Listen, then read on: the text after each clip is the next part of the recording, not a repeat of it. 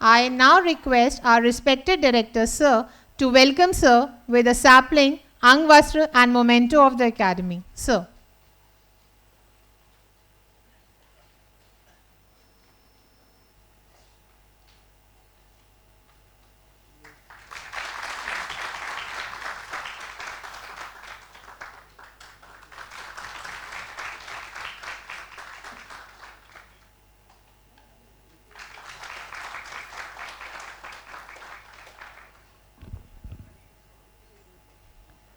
Thank you, sirs.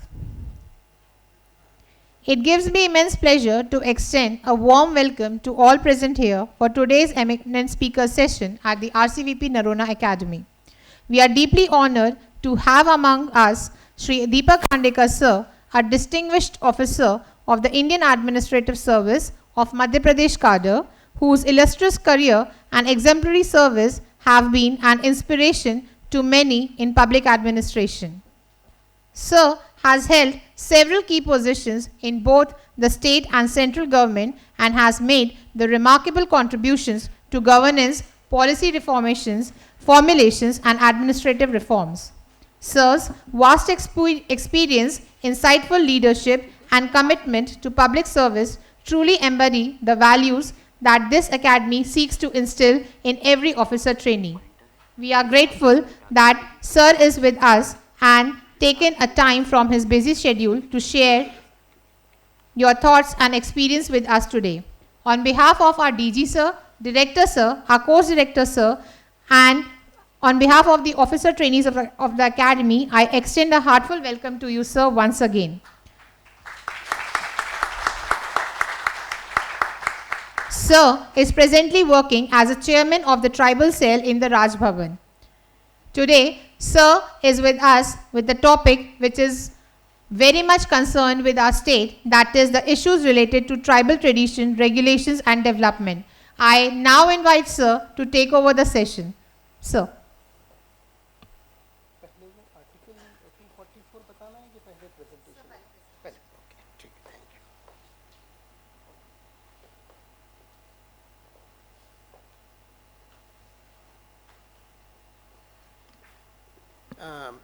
आप लोग हिंदी में सुनना चाहेंगे या इंग्लिश में, क्या चॉइस है आपकी? Hindi, okay, that's very good.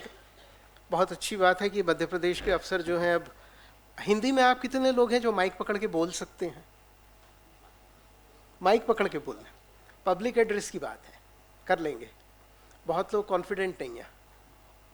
इसको हटा दीजिए या इधर कर दीजिए, इधर रख दीजिए, इसको यहाँ रख। Thank you. तो चलिए विषय की शुरुआत करते हैं। आप लोगों में से कितनों को जनजातीय क्षेत्र का या जनजातीय समुदाय का या जनजातीय विषयों का एक सीधा संपर्क अभी तक नहीं हुआ है? कितने लोग हैं जिनके लिए ये थोड़ा सा एक अबूझ सा शब्द है, मतलब जिसको आप बहुत गहराई से नहीं जानते हैं? मतलब सब लोग किसी न किसी रूप में इससे परिचित हैं। मुझे 2-3 ही लोग दिखे जिन्होंने हाथ उठाने की कोशिश की, बहुत कॉन्फिडेंटली नहीं किया, बट थोड़ा सा हाथ उठाया कि हाँ हमें नहीं पता है। तो सबसे पहले तो मैं इसकी शुरुआत थोड़ा बैकग्राउंड कि जनजातीय समुदाय हम किसको कहते हैं और ये क्या है, क्यों है। 47 में जब हमें स्वतंत्रता प्राप्त हुई तो स्वतंत्रता के समय संविधान लिखने की प्रक्रिया शुरू हुई, और संविधान जब लिखा गया तो संविधान में बहुत सारे मुद्दों पे चर्चा हुई थी। उसमें इस विषय पे भी चर्चा थी कि हमारे देश के इतने ज़्यादा विभिन्न प्रकार के जो समुदाय हैं, उसमें से कौन से ऐसे हैं जिन्हें कोई विशेष दर्जा देने की ज़रूरत है। उसमें बाद में फिर अनुसूचित जाति और अनुसूचित जनजाति, जिसको हम एससीज और एसटीज कहते हैं, ये कॉन्सेप्ट आया था। और जब ये चर्चा हुई थी तो एक बड़ी उसमें इंटरेस्टिंग फीचर ये था कि एससी समुदाय की तरफ से मुद्दा रखने वाले डॉक्टर अंबेडकर थे, उस पर चर्चा करने वाले डॉक्टर अंबेडकर थे, उसको लिखने वाले डॉक्टर अंबेडकर थे, और वो संविधान को बनाकर उसको लागू करने वाले भी डॉक्टर अंबेडकर थे। तो किसी को पता नहीं था कि इस विषय पे चर्चा क्या करनी है और कैसी करनी है। लेकिन जो हमारा अनुसूचित जनजाति वाला समुदाय थे, उनके पास डॉक्टर अंबेडकर की टक्कर का कोई नेता था ही नहीं।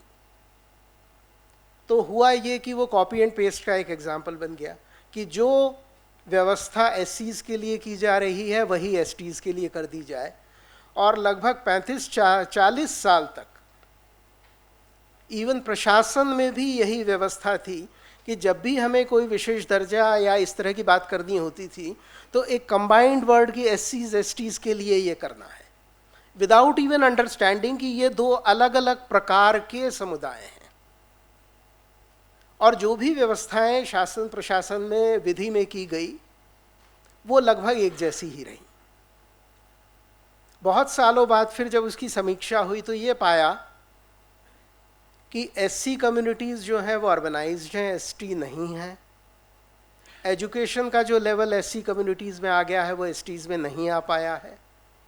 उसी तरह हेल्थ कवरेज वहाँ नहीं आया है। और भी बहुत सारे मुद्दे थे जिस पे दोनों के बीच में गैप बढ़ गया था।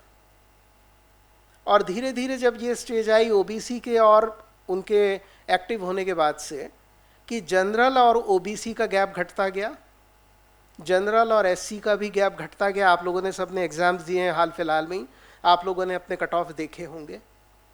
एक बड़ा जनरल ट्रेंड पिछले 10-15 साल में देखा गया कि अगर जनरल का कट ऑफ 762 है तो ओबीसी का 760 है। मतलब रिजर्वेशन केवल 760 और 761 वालों को ही मिला। एससी का कट ऑफ जो है उससे 4 पॉइंट नीचे है, 756 होगा। एसटी का कट ऑफ 700 है। ये जो मुद्दा आया कि जब हम सबको एक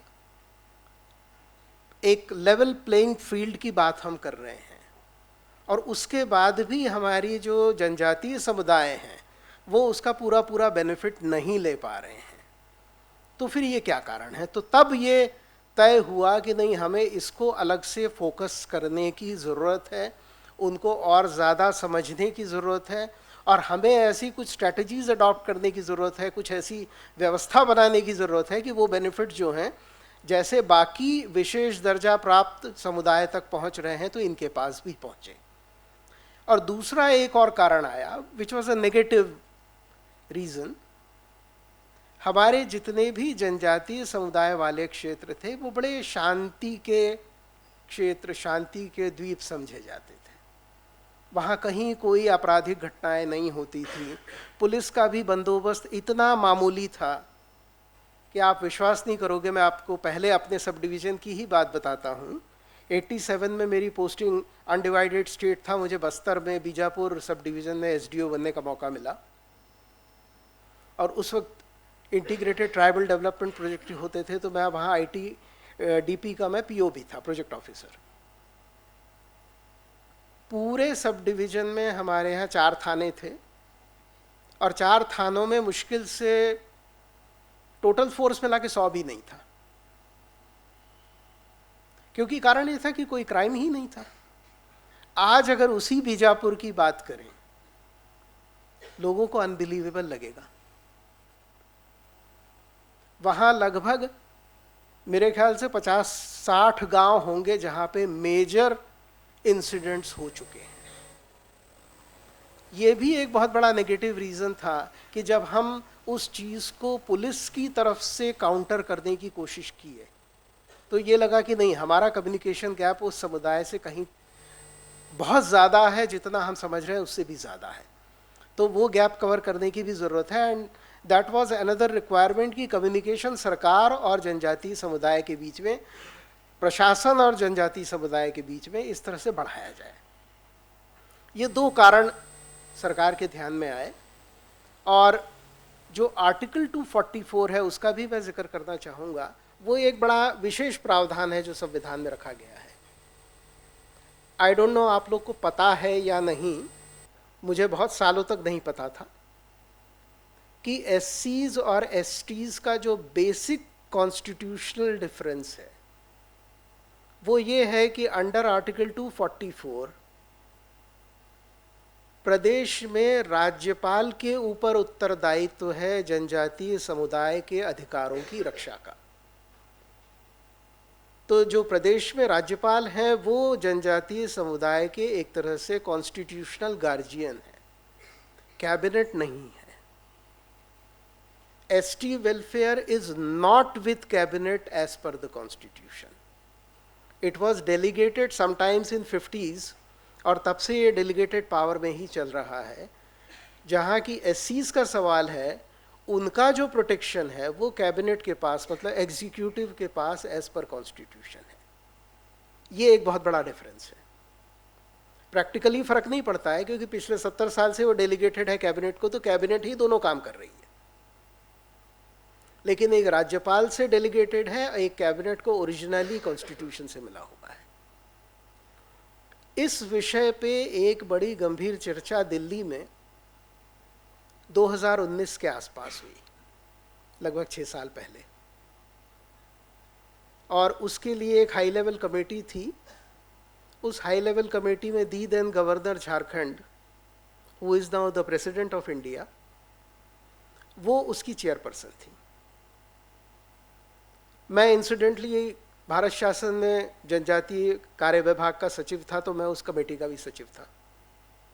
वहाँ ये मुद्दा उठा था कि अगर आर्टिकल 244 को फॉलो नहीं करना है तो हमने इसे किसी कॉन्स्टिट्यूशनल अमेंडमेंट में ख़त्म क्यों नहीं किया, और अगर फॉलो करना है तो 70 साल से ये डेलीगेटेड पावर में क्यों पड़ा हुआ है, इसको वापस लिया जाए और इसको जैसा कॉन्स्टिट्यूशन में चाहा गया है, हमारे संविधान में जो लिखा गया है उसके तहत उस तरह से किया जाए। दोनों ही मुश्किल काम थे। राजभवन एक विभाग चलाएगा, वो भी व्यवस्था में नहीं हो सकता, और राजभवन ने वो विभाग उठा के कैबिनेट को दे दिया है और कैबिनेट जो चाहे करे, और उसको फिर राजभवन को क्या देखने की ज़रूरत है नहीं है, वो भी विषय क्लियर नहीं था क्योंकि लीगली वो करेक्ट नहीं है।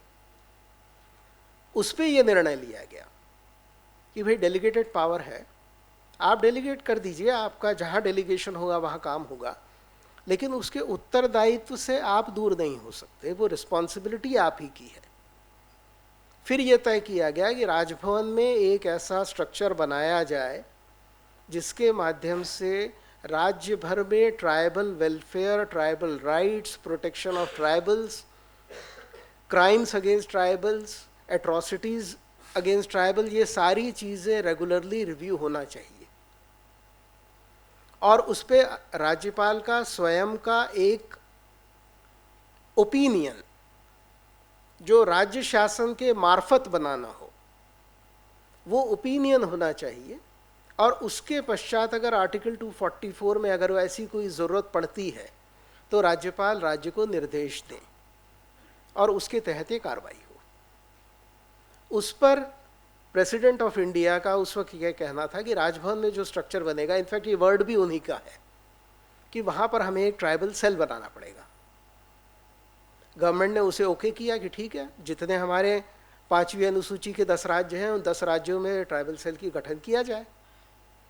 फिर ट्राइबल सेल में कौन लोग हों जो मॉनिटरिंग कर सके, जो राज्यपाल को उसका प्रतिवेदन दे सकें, राज्यपाल को ब्रीफ कर सकें, उस तरह से फिर सिलेक्शन की प्रोसेस हुई। इंसिडेंटली 2021 में मैं रिटायर हो गया, रिटायर होकर वापस स्टेट आ गया। तब मुझे गवर्नर साहब ने बुलाया और जनजातीय प्रकोष्ठ का गठन हुआ, और मैं लगभग 4 साल से जनजातीय प्रकोष्ठ में मैं यहाँ चेयरमैन के बतौर काम कर रहा हूँ। तो सबसे पहले ये जनजातीय प्रकोष्ठ क्या है, ये भूमिका बताना ज़रूरी था।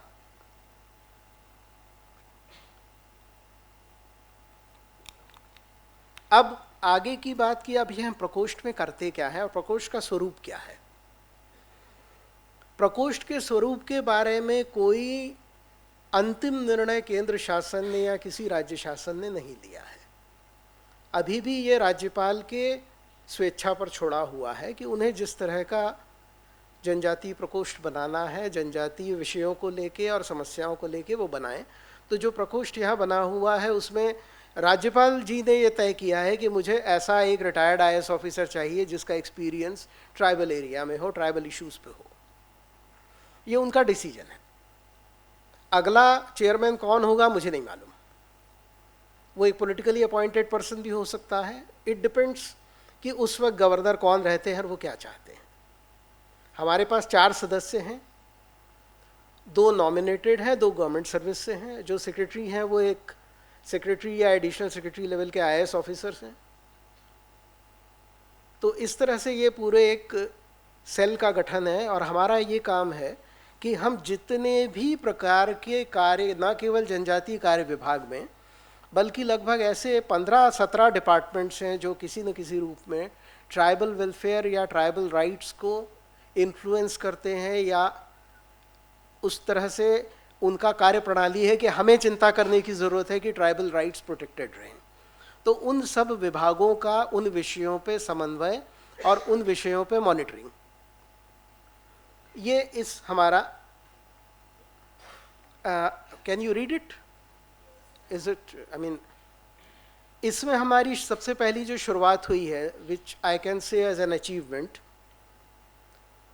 जो सिकल सेल एनीमिया का उन्मूलन मिशन है जो केंद्र शासन ने चालू किया है, वो MP के एक्सपेरिमेंट की बेसिस पे हुआ है और उसका बहुत बड़ा क्रेडिट हमारे प्रेसिडेंट गवर्नर को जाता है। उन्होंने गुजरात में काफ़ी इलाकों में इस पे काम किया था और उनका बड़ा अच्छा अनुभव है और उनका बहुत स्ट्रॉन्ग ओपिनियन है कि हम सिकल सेल एनीमिया को एड्रेस करने की हमें बहुत बड़ी ज़रूरत है, कि ये ट्राइबल एरिया की एक बहुत बड़ी बीमारी है। I don't know whether you know medically ये क्या प्रॉब्लम है और इससे क्या होता है। हमारे जो RBC रेड ब्लड सेल्स होते हैं वो सर्कुलर शेप के होते हैं, डिस्क शेप के, उसकी वजह से उनकी सरफेस एरिया ज़्यादा होता है तो हेमोग्लोबिन लेवल हमारा मेंटेन होता है। सिकल सेल के जो मरीज़ होते हैं उनका RBC का बहुत बड़ा शेयर सर्कुलर नहीं होता, सिकल शेप का होता है, और सिकल शेप का होने की वजह से उसको सिकल सेल बोलते हैं। और उसका सबसे बड़ा जो ड्रॉबैक होता है कि उनका हीमोग्लोबिन लेवल उस डिफेक्टिव स्ट्रक्चर की वजह से घट जाता है और वो एक परमानेंटली बीमार टाइप के एक लुक वाले, क्योंकि उनमें किसी प्रकार की फिजिकल मेंटल एनर्जी नहीं रह जाती है, हीमोग्लोबिन लो परमानेंटली लो रहता है और कभी कभी उनको ब्लड ट्रांसफ्यूजन की भी ज़रूरत पड़ती रहती है और इसके अलावा उनकी सारी फिजिकल मेंटल एक्टिविटीज़ में एक स्लोनेस आ जाती है। तो ये एक बीमारी जो है ये बहुत फैली हुई बीमारी है, पर्टिकुलरली ट्राइबल एरिया में, क्योंकि जेनेटिकली डेवलप बीमारी है और ये जेनेटिक्स बताता है कि ये कुछ कम्युनिटीज़ में ही है, जिसमें हिंदुस्तान की बहुत सारी ट्राइबल कम्युनिटीज़ हैं और मध्य प्रदेश में हमारे भील और गोंड समाज दोनों में ये बहुत प्रोमिनेंटली विजिबल है।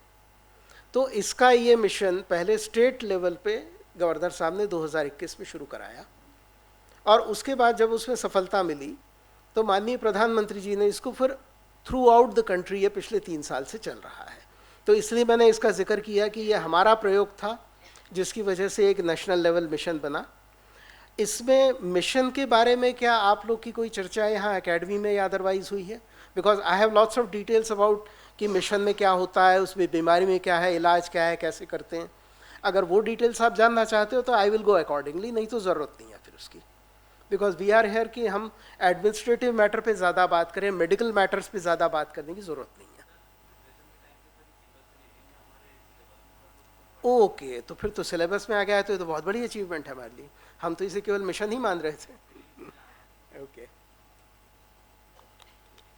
तो ठीक है, then I will not talk about the disease as such. इसमें बेसिकली हम ये कर रहे हैं कि जो एडमिनिस्ट्रेटिव पार्ट है इसका, वो मैं ज़रूर आपको बताऊंगा कि लार्ज स्केल स्क्रीनिंग की ज़रूरत पड़ती है। जितनी भी कम्युनिटीज़ हमारे नॉलेज में है कि इसमें सिकल सेल की डिसीज़ की प्रोबेबिलिटी बहुत ज़्यादा है, उनकी लिस्टिंग है, उसके हिसाब से उनकी पूरी कम्युनिटी की स्क्रीनिंग करते हैं। 40 साल तक की एज की स्क्रीनिंग कंपलसरी कर रहे हैं। बच्चों में स्क्रीनिंग बहुत ज़रूरी है, क्योंकि अगर न्यू बॉर्न बेबी में अगर पता चल जाए कि सिकल सेल डिसीज़ है तो उसकी ट्रीटमेंट फिर तुरंत करना ज़रूरी है, नहीं तो उसके लिए प्रॉब्लम ज़्यादा बढ़ जाती हैं। सिमिलरली प्रेग्नेंट लेडीज़ की भी जो है सिकल सेल ट्रीटमेंट बहुत ज़रूरी है, उसका आइडेंटिफिकेशन। एंड थर्डली जो यंग एज के कपल्स है जिनकी 2-4 साल 5 साल में शादी होने वाली है, दे should know about their personal status कि उनको सिकल सेल किस ऑर्डर का है। अगर हस्बैंड वाइफ दोनों ही सिकल सेल के पेशेंट हैं तो उनके बच्चों को जेनेटिकली ये प्रॉब्लम कम्युनिकेट होगी ही होगी। तो तो ये सोशल काउंसलिंग का भी एक बड़ा भारी विषय है कि they should know their status about sickle cell and they should not try to marry a person who is having a similar high order as they have. तो ये एक बड़ा इसका सोशल काउंसलिंग का बड़ा एक विशेष कार्यक्रम है जो बिल्कुल पंचायत स्तर पे किया जा रहा है। तो ये एडमिनिस्ट्रेटिवली आइडेंटिफिकेशन, स्क्रीनिंग, उनकी दवाई पहुंचाना, उनको रेगुलरली दवाई देने के लिए सारे डिपार्टमेंट्स का कोऑर्डिनेशन करना, और सोशल काउंसलिंग के लिए भी सारे डिपार्टमेंट्स को कोऑर्डिनेट करके, ताकि इस बीमारी पर ज़्यादा से ज़्यादा नियंत्रण रखा जा सके। ओ सॉरी, ये बंदी हो गया क्या? नहीं, it is not going to the next slide. Okay, इसमें एक और विषय मैं बात करना चाहूँगा कि जितने भी विश्वविद्यालय और महाविद्यालय हैं उनको भी हमने जोड़ा है कि अपने ट्राइबल एरिया में वो इसके बारे में जितना अच्छा अवेयरनेस प्रोग्राम करा सकते हैं वो ज़रूर कराएं। तो ये उनका एक पार्टिसिपेशन है, though they are not directly link to any medical services और सोशल सर्विसेज, लेकिन उनका एक अपना एरिया ऑफ जुरिस्डिक्शन है, उसमें वो काम करते हैं। और विद्यार्थी और शिक्षक दोनों ही समाज को इन्फ्लुएंस करने वाले बहुत बड़े फैक्टर्स हैं। तो इसका पूरा उपयोग हम जो है इनके केंद्र के माध्यम से हम कर रहे हैं। एक दूसरा अभियान है टीबी मुक्ति का। ये भी एक बहुत हाईलाइटेबल फीचर है मेडिकल साइंस में और ट्राइबल हेल्थ में कि टीबी का इंसिडेंस भी सर्टेन कम्युनिटीज़ में एंड सर्टेन ट्राइबल कम्युनिटीज़ में यूनिफॉर्म नहीं है। सारी कम्युनिटीज़ में टीबी ज़्यादा होता है ऐसा नहीं है, पर ये भी एक मतलब आप उसको सोशल मेडिसिन का पार्ट कहें या क्या कारण है, पर ये पर्टिकुलर कम्युनिटीज़ में इसका इंसिडेंस ज़्यादा है।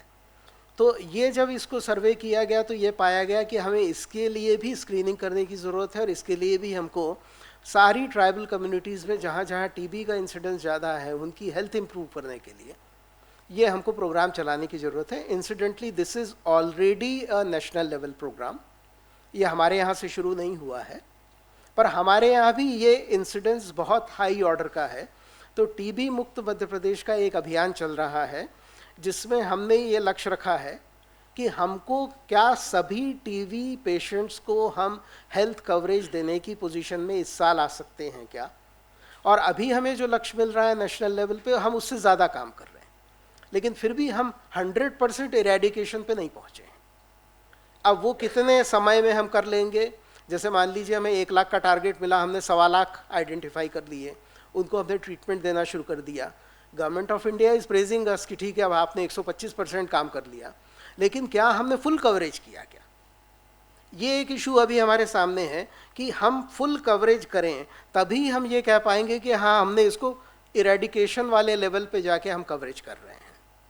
इसकी भी हम रेगुलर मॉनिटरिंग करते हैं, इसमें क्या क्या रिक्वायरमेंट्स और हो सकती हैं, कैसे इसे बढ़ाना है, कैसे इसे 100% कवरेज पे लाना है, कैसे इसके लिए बजट प्रोविज़न कराने हैं, ये सारी हमारी मॉनिटरिंग का एक पार्ट है। इसमें एक और चीज़ मैं हाईलाइट करना चाहूँगा कि नॉर्मली हम ये मानते हैं कि आयुष विभाग के पास जो हमारे ट्रेडिशनल मेडिसिन्स हैं शायद इन बीमारियों के लिए दवाई नहीं है, जैसा ये एक जनरल इम्प्रेशन लोगों में आता है, पर ऐसी बात नहीं है। आयुष में not only sickle cell, not only TB, even covid के टाइम में there was one medicine available, आप लोगों ने गिलोई का नाम सुना भी होगा, शायद यूज़ भी किया होगा। Giloy was found very effective for covid, और गिलोई की जो बिक्री है, Madhya Pradesh is one of the major producer of giloy, 4 गुना 5 गुना उस कोविड के 1 साल के दौरान में बढ़ गई, क्योंकि जैसे जैसे लोगों ने उसको यूज़ किया दे रियलाइज कि it is a very effective medicine for Covid. तो यहाँ ये भी मैं हाईलाइट करना चाहूँगा कि अगर आप लोग प्लीज़ आप आगे जाके सर्विस में बहुत सारा काम जनता के लिए करने वाले हैं, अगर आयुष डिपार्टमेंट को प्रमोट करने का, it's a very small department, one of the insignificant departments of the state, इसको उसका जो ड्यू प्लेस है उसको वहाँ तक पहुँचाने की ज़रूरत है। सबसे ज़्यादा रेजिस्टेंस हम जानते हैं कि जब हम किसी छोटी सी चीज़ को बड़ा करने जाते हैं तो रेजिस्टेंस स्वतः उसी संस्था से पहले आता है कि हमें कौन देखेगा, हमें कौन सुनेगा, हमारी बात कौन मानेगा। तो वो एक बड़ा पेसिमिस्टिक सा एटीट्यूड अभी भी उनकी तरफ से आ रहा है। तो वो उसको सुधार में लाने की ज़रूरत है, और उनका ये जो नॉलेज है उसको कैसे हम लार्ज स्केल पे लाएं, कमर्शियल स्केल पे लाएं, नेशनल स्केल पे लाएं, वो करने की ज़रूरत है। इसमें इन्होंने बहुत सारे इसमें डिटेल्स दिए हैं कि कैसे इन दवाइयों का इस्तेमाल करते हैं। आई डोंट नो कि वो आज के फोरम के हिसाब से वो दवाइयों का जिक्र करना या उसका यूसेज कैसे होगा उसकी ज़रूरत है। एक थर्ड चैप्टर और है जिसके बारे में जिक्र करूंगा। आप लोगों ने पेसा एक्ट का नाम सुना होगा। पेसा एक्ट का बैकग्राउंड ये है कि 1980 में एक बहुत बड़ी लॉबी जो एनवायरनमेंट के लिए काम कर रही थी दिल्ली में और नेशनल लेवल पे, उनके इन्फ्लुएंस से फॉरेस्ट कंजर्वेशन एक्ट आया। फॉरेस्ट कंजर्वेशन एक्ट अपने आप में बहुत अच्छा एक्ट है, उसमें मैं कोई बुराई नहीं कर रहा हूँ, लेकिन उस एक्ट में हमने एक चीज़ नज़रअंदाज कर दी, हम देखना भूल गए। हमारे आज की तारीख में 5 करोड़ जनजातीय समुदाय के लोग जंगल में रहते हैं या जंगल के पास रहते हैं। उनकी सोशल और इकोनॉमिक लाइफ जंगल पे डिपेंडेंट है। हमने फॉरेस्ट कंजर्वेशन एक्ट 1980 में लाया तो जितने हमारे जनजातीय समुदाय के भाई बहन थे जिनका एक अधिकार बना हुआ था, जो उस जंगल का उपयोग अपने परंपरागत रूप में पीढ़ी दर पीढ़ी सेंचुरीज से करते आ रहे थे, उनके सारे राइट्स एफसीए में खत्म हो गए। FCA doesn't recognise any right of any individual और एनी कम्युनिटी ऑन फॉरेस्ट। ये ड्रॉबैक हमने उस वक्त नहीं देखा, नज़रअंदाज हो गया। जब उसके काउंटर इफेक्ट्स आए, जब लोकली लोगों ने एक तरह से रिवोल्ट करना और फॉरेस्ट डिपार्टमेंट के अगेंस्ट एक यूं कहें कि कन्फ्रंटेशन वाली स्टेज आना शुरू हो गई, और जो बाद में जाके जो एलडब्ल्यूई वाला इफेक्ट आया वो उसका फाउंडेशन था। वो तब जाके ये बात समझ में आई कि हमने एक बहुत लार्ज कम्युनिटी के सारे राइट्स जो हमने लीगली ख़त्म कर दिए हैं, हमें उनकी ओर देख के उनके लिए क्या ड्यू है, क्या राइट है, वो हमें एक बार रीविजिट करने की ज़रूरत है। और हमारा पर्पस वाकई एफसीए में था नहीं ऐसा। एफसीए का ऐसा कोई टारगेट नहीं था कि हमें जो लोग जंगल में रह रहे हैं हमें उनके सारे अधिकार समाप्त करने हैं, हमें जंगल बचाना है, ये टारगेट था। लेकिन अननोइंगली कुछ और हो गया उसके साथ साथ। उसको रेक्टिफाई करने के लिए 1996 में पेसा एक्ट लाया गया। पेसा एक्ट ये कहता है कि we recognise a community right. PESA act individual rights की बात नहीं करता है, कम्युनिटी राइट्स की बात करता है। उनका ये मानना है कि जो भी समुदाय जंगल के बीच में रह रहा है और जंगल का उपयोग करता रहा है, करते चला आ रहा है, उसको हम ये राइट डॉक्यूमेंट कर दें, हम ये राइट एक्सेप्ट कर दें, लीगली मान लें, उसकी एक लीगल वैलिडिटी हो जाए, और कम्युनिटी उस फॉरेस्ट का जो भी यूज़ कर रही है वो करती रहे, और साथ में फॉरेस्ट मेंटेन भी रहे, और लोग भी उस फॉरेस्ट के साथ वहाँ मेंटेन रहे। ना तो हम जंगल से लोगों को भगाएंगे, ना जंगल का नुकसान होने देंगे, और ना ही हम उन लोगों की सोशियो इकोनॉमिक एक्टिविटीज़ में एक मतलब शासन की तरफ से एक अड़ंगा वो नहीं रहेगा।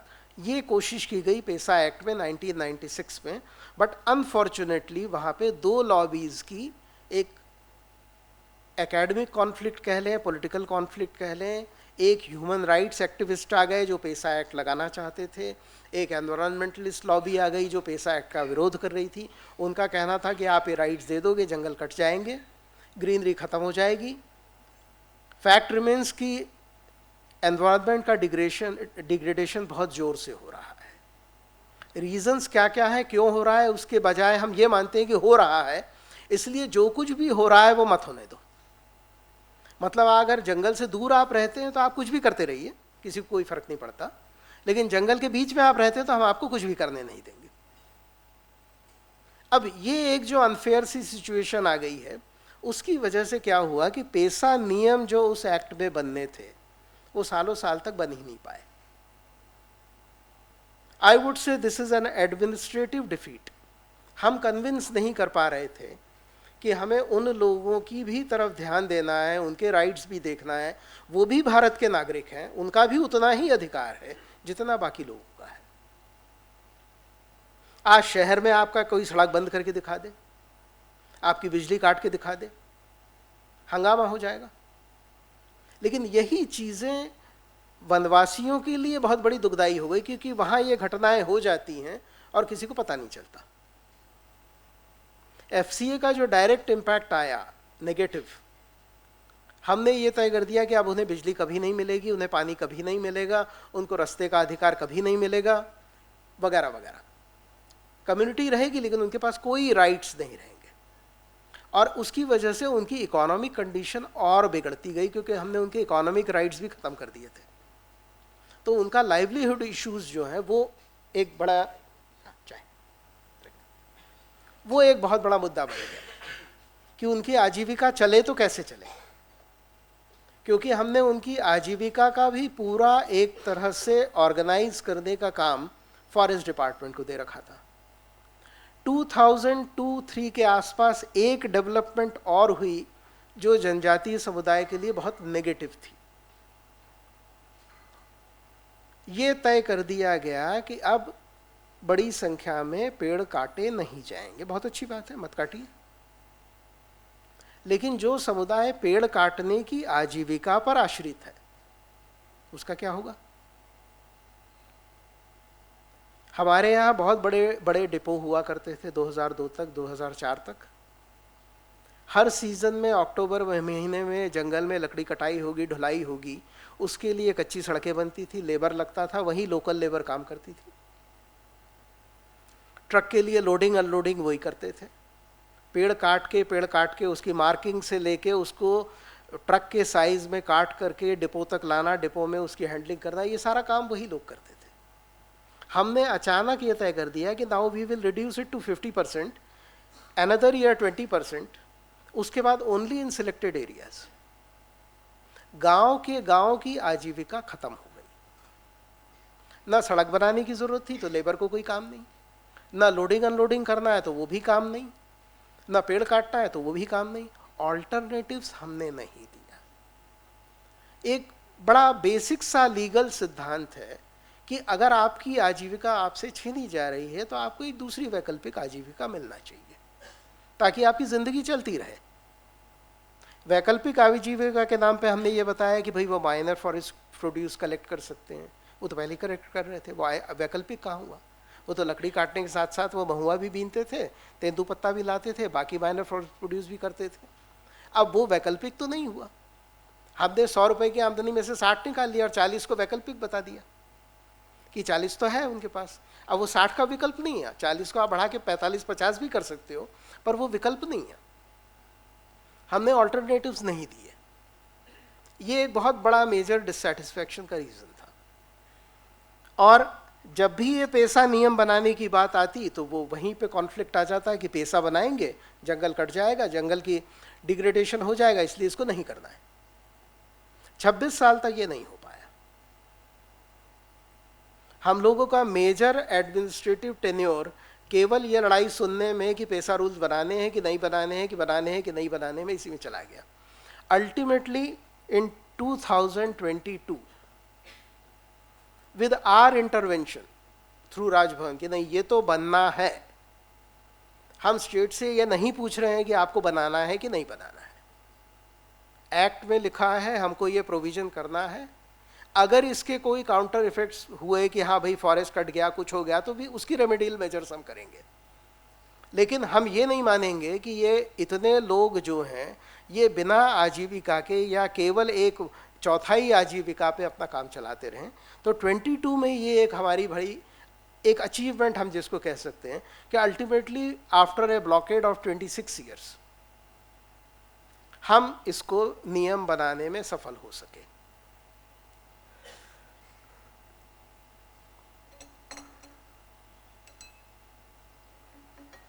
नियम में जो प्रोविजंस हैं, आई एम प्रिटी श्योर आप लोगों को कहीं ना कहीं पढ़ने को मिले होंगे, क्योंकि एमपी के पेशा नियम जो हैं वो काफ़ी जगह यूनिवर्सिटीज़ में, कॉलेजेस में, हो सकता है किसी तरह के कॉम्पिटिटिव एग्ज़ाम्स में भी आपने देखा हो। कितने लोग हैं जिनको पेसा नियम के बारे में ज़्यादा कुछ पता नहीं है?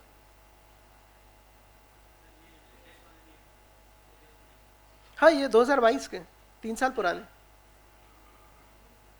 I am not talking about PESA act. PESA act is 96, पेसा नियम 2022, पूरे 26 साल के बाद आए। इसमें प्रावधान ये है कि जो भी हमारी ट्राइबल, जिसको हम मजरा टोला कहते हैं, जो हैमलेट्स होते हैं, छोटे साइज के होते हैं, उनको एक कम्युनिटी राइट्स वहाँ मिलेंगे, not only on the minor forest produce but on forest land. वहाँ माइनिंग होगी तो इनसे पूछ के होगी, वहाँ कोई भी एक्टिविटी होगी सरकार की तो इनसे कंसल्ट करके होगी, वहाँ कोई भी डेवलपमेंट वर्क्स होंगे तो उनका डिसीजन भी उसमें समझा जाएगा, लिया जाएगा। एक पार्टिसिपेशन की बात है। अभी तक हम ये कहते हैं कि जंगल तो सरकार का है तो किसी से पूछने की कोई ज़रूरत ही नहीं है, तो आपको अगर डाइवर्ट करना है करो, नहीं करना है मत करो, मतलब लोकल्स का उसमें कोई से नहीं है। आपको सड़क बनानी है, उसका रूल ये है कि जितने पेड़ कटेंगे उतना आप ऑल्टरनेटिव लगाएंगे, जितनी फॉरेस्ट लैंड लेंगे उसका आप रिप्लेसमेंट करेंगे, लेकिन लोकल आदमी से कुछ पूछेंगे कि नहीं पूछेंगे, ये प्रोविज़न नहीं है।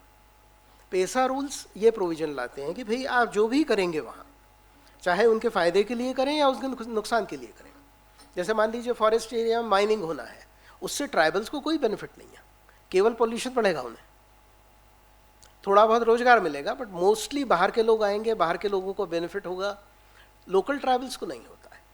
अब ये एक्टिविटी करना है कि नहीं करना है?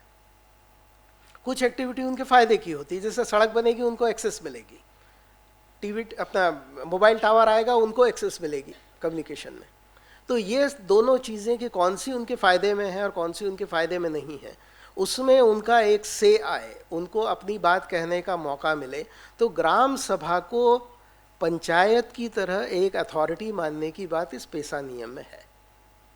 ग्राम सभा तय करेगी कि क्या करना है, इवन उनको जो बजट मिलेगा वो ग्राम सभा तय करेगी कि उनको उससे क्या बनाना है, उन्हें तालाब खोदना है, सड़क बनानी है, क्या करना है, फॉरेस्ट का डेवलपमेंट कैसे करना है, फॉरेस्ट का प्रोटेक्शन कैसे करना है,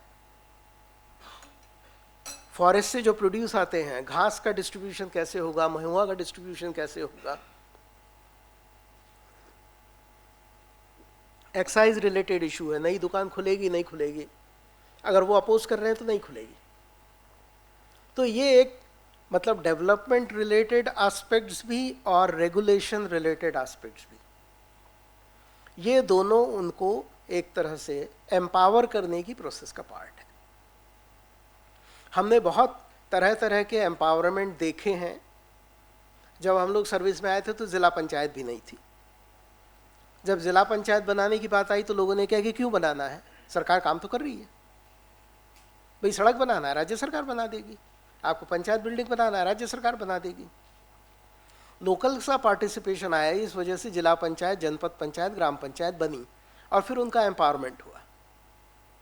अब उससे भी हम एक लेवल नीचे जाके कि भाई जो मजरा टोला है जहाँ केवल 250-300 लोग रहते हैं, उनका एक कम्युनिटी राइट, उनका एक कम्युनिटी पार्टिसिपेशन, ये कैसे आए, इसका ये एक अभी भी हम प्रयोग कह सकते हैं, बहुत सक्सेसफुल नहीं है।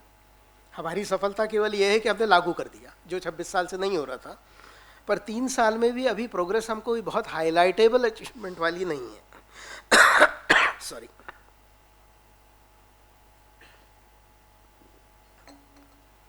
उसके बाद एक बात आती है FRA की, जो फॉरेस्ट राइट्स एक्ट बोलते हैं। वन अधिकार अधिनियम जो है 2006 में आया।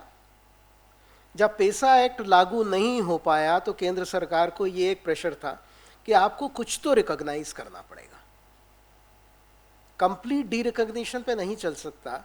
तो पेसा एक्ट को परस्यू करने के बजाय government decided to go for FRA which is forest rights act. और इसमें जो सबसे बड़ा अंतर है पेसा में और इसमें कि इसमें इंडिविजुअल राइट्स और कम्युनिटी राइट्स दोनों की बात है। PESA act doesn't talk about any individual rights but this talks about individual rights as well. Politically बड़ा फायदे का है। आप किसी को, किसान को ज़मीन का पट्टा दे देंगे, खेती करने का अधिकार दे देंगे, वो आपका वोटर हो जाएगा। किसी की झोपड़ी बनी है उस पर आप उसे मकान बनाने का अधिकार दे देंगे, वो आपका सपोर्टर हो जाएगा। इंडिविजुअल राइट्स जो हैं ये 2006 के बाद वेरियस ड्राइव्स में अलग अलग जगह काफ़ी सक्सेसफुली चले। FRA as far as implementation is concerned is far better than PESA as a success story। लेकिन FRA में भी जो कम्युनिटी राइट्स के प्रोविजन है उनका भी वही हाल हुआ जो PESA का हुआ।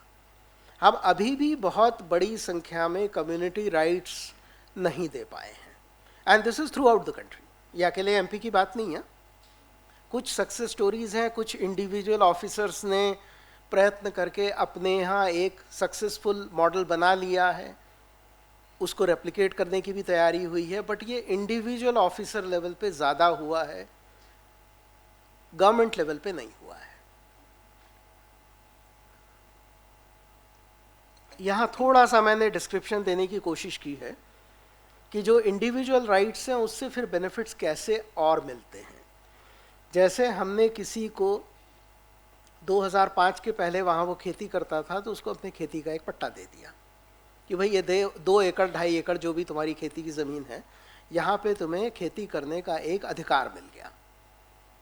फिर उसके बाद चूंकि वो खेत की ज़मीन है तो उसको सिंचाई के लिए कपिलधारा कूप जो हम जिला पंचायत से बनाते हैं वो बनवा दिया। तो now there is a development connected to the right. उसके बाद मनरेगा में भूमि सुधार का कार्यक्रम होता है जो केवल हम उन किसानों को दे पाते हैं जिनकी ओनरशिप है, तो पट्टाधारी उसमें जुड़ गए। तो पॉइंट नंबर 3 में आप देखेंगे कि उनको भूमि सुधार का भी बेनिफिट मिल गया। फिर जब हमने कहा कि वहाँ सिंचाई है, पंप कुआं है तो पंप भी चाहिए, तो पंप के लिए इलेक्ट्रिक कनेक्शन भी आ गया और डीजल पंप भी आ गया। अब जब वो किसान है, रेगुलरली क्रॉप कर रहा है, तो प्रधानमंत्री किसान सम्मान निधि का भी पात्र है वो, क्योंकि जब रेवेन्यू में मिल रहा है तो फॉरेस्ट में भी मिलना चाहिए। उसके बाद उसको लोन की भी अधिकारिता होना चाहिए, तो प्राइमरी क्रेडिट सोसाइटी में जाए, उसका क्रेडिट कार्ड भी बने, तो जैसे बाकी किसानों को क्रॉप लोन मिलता है उसको भी क्रॉप लोन मिले। तो now this is step by step regulation going towards development.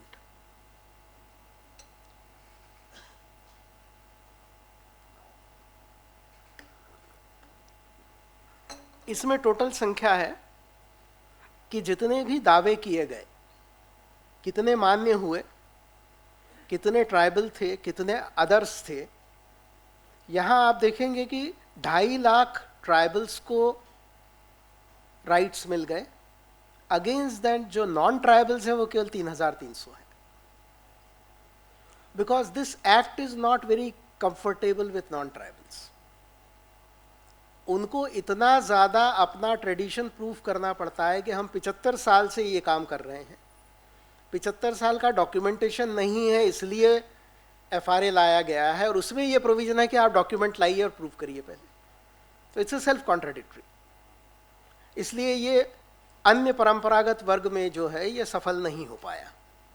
सामुदायिक दावे भी आपने इसमें देखे 26,347 है, but they are some typical type. जैसे एक्सेस का राइट दे दिया, तो एक रास्ते को हमने मार्ग मान के कि हाँ यहाँ से उनको आने जाने का अधिकार है, ये कम्युनिटी राइट है, but this is a social right, this is not an economic right. उसी तरह गांव में अगर किसी की डेथ होती है तो उसका क्रेमेशन करने का right, this is again a social right. कहीं भी किसी गांव में, किसी बस्ती में कोई ऐसा कह नहीं सकता कि भाई लोगों को क्रेमेशन का राइट नहीं है। राइट है ये सब मान लेंगे, लेकिन डॉक्यूमेंटेड नहीं है। बाकी आप किसी भी शहर, कस्बे, गांव में चले जाइए, श्मशान कहाँ है, कब्रिस्तान कहाँ है, उसमें कोई डाउट नहीं है। लेकिन ट्राइबल एरिया में वो डाउटफुल हो जाता है, क्योंकि या तो वो कहीं भी जाके क्रेमेशन करेंगे, विच इज़ नॉट करेक्ट, और अगर उनकी कोई स्पेसिफिक जगह नहीं है तो फिर उनको भी मालूम नहीं है कि करना कहाँ है। तो now these kinds of rights are recognized not only for their welfare, for forest protection as well. दोनों चीजें होती इससे।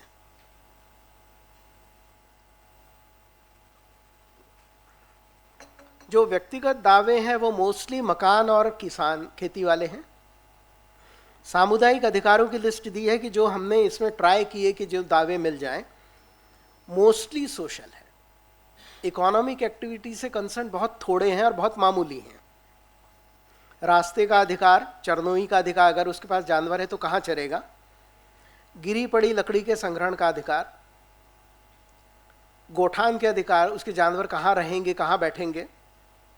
धार्मिक स्थल का अधिकार, अगर कोई उसकी पूजा की जगह है तो वो पूजा की जगह एज ए प्लेस रिकॉग्नाइज हो जाए। जलाशय के पानी के उपयोग का अधिकार, खलिहान का अधिकार, अगर वो खेती करेगा तो कहीं ना कहीं उसको क्रॉप स्टोर करनी पड़ेगी, तो स्टोरेज का राइट है उसके। जलाशय है तो मछली पालन का अधिकार। श्मशान घाट का अधिकार, मतलब ये बताने में भी बड़ा संकोच होता है कि श्मशान घाट का भी अधिकार रिकॉग्नाइज करवाने की जरूरत पड़ी। मना कोई नहीं करता, पर विदाउट राइट बड़े इर्रेगुलर वे में हो रहा है, ये भी कोई नहीं कहता। मढ़ई मेले के सार्वजनिक विस्तार के अधिकार, उनका एक टिपिकल ट्रेडिशन होता है कि वो लोग इकट्ठे होते हैं एक जगह, वो सेलिब्रेट करते हैं, वो जगह जहां वो सेलिब्रेट करेंगे उसका अधिकार। खेल मैदान के सार्वजनिक विस्तार का अधिकार, इसके लिए बहुत लड़ना पड़ा। सरकार स्कूल बनाने को तैयार थी लेकिन खेल का मैदान नहीं देंगे। मैंने कहा ये कौन सा सिस्टम होता है, हर जगह बच्चों को खेल का मैदान उनके स्कूल में होता है, ये भी बच्चे हैं, इनको भी चाहिए, आप रिकॉग्नाइज करो। जिला पंचायत पैसा देने को तैयार है कि खेल मैदान का हम आपको जो है लेवल करने का, उसको बनाने का पैसा देंगे, प्रोवाइडेड अगर आपके पास खेल मैदान है तो वो इस तरह से जोड़ने की कोशिश की कि पहले राइट्स रिकॉग्नाइज हों और उसके बाद डेवलपमेंट उसके साथ जुड़े। अनदर वन, सामुदायिक हाट बाजार, कहीं ना कहीं जाएंगे, वो खरीद फरोख्त करेंगे, अपना सामान बेचेंगे, बाहर से जो सामान चाहिए, उनको एक बड़ी रिक्वायरमेंट होती है, तेल, नमक और साबुन। ये तीन चीज़ें हैं जो उनके पास प्रोड्यूस नहीं होती पर उन्हें लगती हैं। And covid was a time when there was a serious shortage of all three. ना जनजातीय क्षेत्र में नमक की सप्लाई का कोई सरकारी सिस्टम है, ना साबुन की सप्लाई का कोई सरकारी सिस्टम है, ना ही तेल की सप्लाई का कोई सरकारी सिस्टम है। ये हमारे फूड डिस्ट्रीब्यूशन के दायरे के बाहर की बातें। And all of a sudden when lockdown happened, there was no salt available in many tribal villages. तो उसको रिकॉग्नाइज कराना है कि भाई कोई प्राइवेटली भी अगर ये पर्सन कर रहा है तो उसको करते तो आना चाहिए, नहीं तो हम पूरा सिस्टम ही कोलैप्स कर रहे हैं। बहुत छोटी सी बात है, लेकिन अगर आप खुद सोचें कि अगर आपको नमक मिलना बंद हो जाएगा तो आपका क्या होगा। But they lived like that.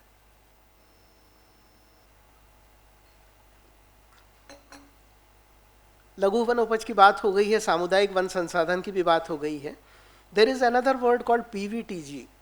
आप लोग परिचित हैं इस शब्द से? ये 1975 में एक तरह से कहें कि इसका शब्द की जो है वो इजाद हुआ था।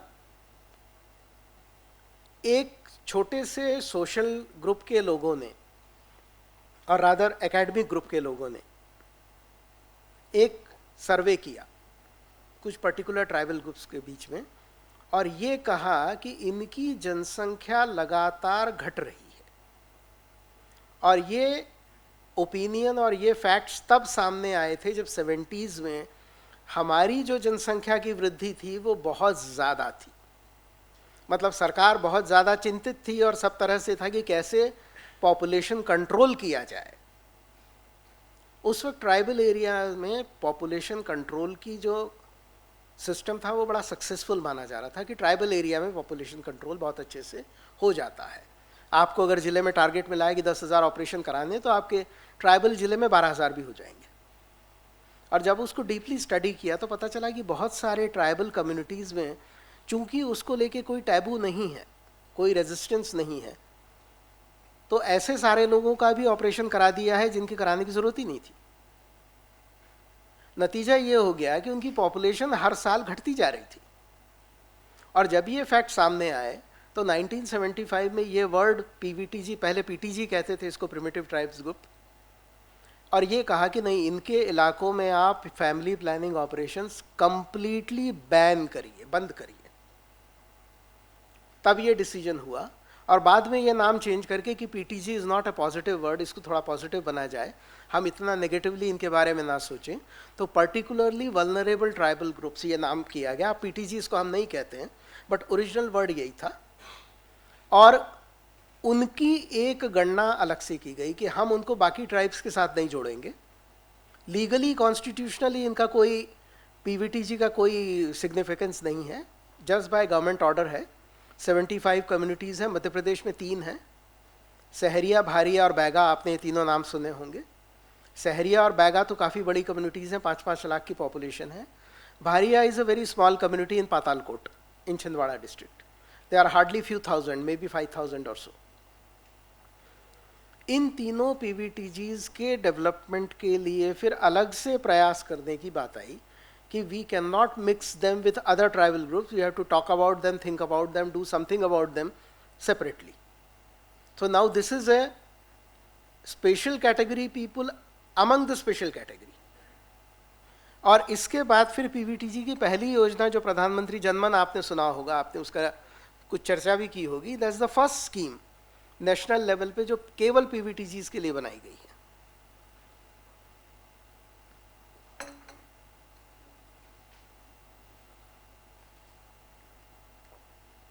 इसमें जो दूसरे डिपार्टमेंट्स का जो हमारा इंटरेक्शन होता है, जैसे एग्जाम्पल के लिए मैंने होम डिपार्टमेंट लिया है।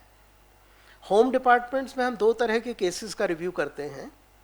एक वो जो ट्राइबल्स जिसमें एक्यूज्ड है, और नंबर 2 वो केसेस जिसमें ट्राइबल ने किसी एट्रॉसिटीज की बात करके एज ए कंप्लेनेंट वो होम डिपार्टमेंट के पास पहुंचा है। एक्यूज्ड वाले में थोड़ा सा अचरज हो सकता है कि भाई हम एक्यूज की साइड क्यों ले रहे हैं। आपने गौर किया होगा, और अगर नहीं किया है तो आगे ज़रूर करना, कि जंगल में जब भी कोई क्राइम होता है, चाहे वो अवैध पेड़ कटाई हो, इलीगल माइनिंग हो, किसी तरह से वन्य प्राणियों का पोचिंग वाला इशू हो, कोई भी केस हो, पकड़ा कौन जाता है? पकड़ा वहाँ का लोकल आदमी जाता है। करवा कौन रहा है ये नहीं देखता कोई। मौके पे जो लोग मिले उनको पकड़ो और उनको अंदर करो। अब इसी का मैं अगर आपको एक अर्बन काउंटर पार्ट केस बताऊं कि मान लीजिए कहीं कोई इलीगल बिल्डिंग कंस्ट्रक्शन हो रहा है और लोगों ने कहा कि अचानक एक्शन लेना है, तो क्या आप वहां के लेबर जो काम कर रही है उनको पकड़ के अंदर कर दोगे? क्या ये एक्शन होगा? Now imagine in urban area we think differently, but in tribal areas we don't want to think at all। ये एग्जाम्पल मैंने जितने भी लोगों के सामने कहा कि क्या आप ऐसा करोगे क्या कि जो लेबर काम करी, भाई लेबर का क्या दोष? तो मैंने कहा भाई वहां भी लेबर का क्या दोष, वो बताओ मुझे। कराने वाले तक तो आप जाना ही नहीं चाहते हो, तो आपने लेबर को पकड़ा और उसको अंदर कर दिया और केस हो गया। तो इसलिए हमने ये कि हम एक्यूज्ड के फेवर में भी हम बात करेंगे कि क्या आपने राइट आदमी को ही पकड़ा था कि किसी को भी पकड़ के ले आए, या केवल आपने 4 आदमी पकड़ना है इसलिए हमने जिम्मेदारी का निर्वहन कर लिया, ये बताना है। तो होम डिपार्टमेंट से हमारा इस पे काफ़ी डिस्कशन चलता है, उसके कुछ पॉजिटिव रिजल्ट्स भी मिले हैं। दे एग्रीड कि बहुत सारे लोगों को इसमें छोड़ देना चाहिए, उन्होंने छोड़ा भी है। 15 तारीख को भी वो कुछ बंदियों को छोड़ रहे हैं। दूसरा, ऐसे केसेस भी कि जिनमें कोई गंभीर अपराध हो गया, क्या वो मतलब हैबिचुअल ऑफेंडर है कि जिसको जेल में बंद रखना है या उसके खिलाफ कार्रवाई करना, या वो एक्सीडेंटली हो गया है, क्या हम इन दोनों को डिस्टिंग्विश कर सकते हैं? एक टिपिकल एग्जाम्पल, एक आदमी ने कोल्ड ब्लडेड मर्डर किया, क्या वो एग्जाम्पल और एक दूसरा ट्राइबल एग्जाम्पल जिसमें एक आदमी ने मर्डर किया, उसका वो सिर काट के खुद थाने पहुंच गया और बता रहा हूं कि मैंने मर्डर किया, मुझे गुस्सा आ गया था, मैंने इसको काटा, मैं मर्डर करके आ रहा हूं, उसमें तो आपको प्रूफ भी कुछ नहीं करना है, वो खुद ही एडमिट कर रहा है, कन्फेस कर रहा है। क्या दोनों केस को आप सेम फूटिंग पे रखोगे? क्या इस आदमी को भी आप उतना ही बड़ा क्रिमिनल मानते हो जितना पहले केस में था? और अगर ये सिस्टम में कंपेयर करने की व्यवस्था नहीं है तो व्यवस्था होना चाहिए। कैसे बनाओगे आप जाना, मतलब ये विभाग के ऊपर है। हम राजभवन में ये तय नहीं करते कि गृह विभाग को पॉलिसी क्या बनानी है। आप सोचो, बनाओ, जो ठीक लगे वो बनाओ। पहले स्टेप में हम इतना ही चढ़ पाते हैं, हम सीधे ऊपर वाली मंजिल पे नहीं पहुंचते। एक स्टेप चढ़ोगे, फिर दूसरा करोगे, तीसरा चढ़ोगे, ऐसा करते करते आप आगे वाली मंजिल पे पहुंच जाओगे। लेकिन शुरुआत छोटी ही होती है। नहीं तो हो नहीं पाएगा। तो ये सारी चीज़ें गृह विभाग का केवल एक एग्जाम्पल लेने के लिए। और एट्रॉसिटीज़ वाली बातों से तो आप वाकिफ होंगे, आपको पता होगा कि जो जनजातीय समुदाय के विरुद्ध जो अपराध होते हैं उसके लिए स्पेशल प्रोविजंस हैं, वो आपको अलग अलग जगह डिस्कशन में आएंगे भी। पर वो एक्यूज वाला पार्ट चूंकि मुझे लगा कि शायद आपके लिए नया हो सकता है, इसलिए मैंने उसको थोड़ा ज़्यादा एक्सप्लेन किया। अब ये भी एक विषय है कि राहत राशि स्वीकृत होती है।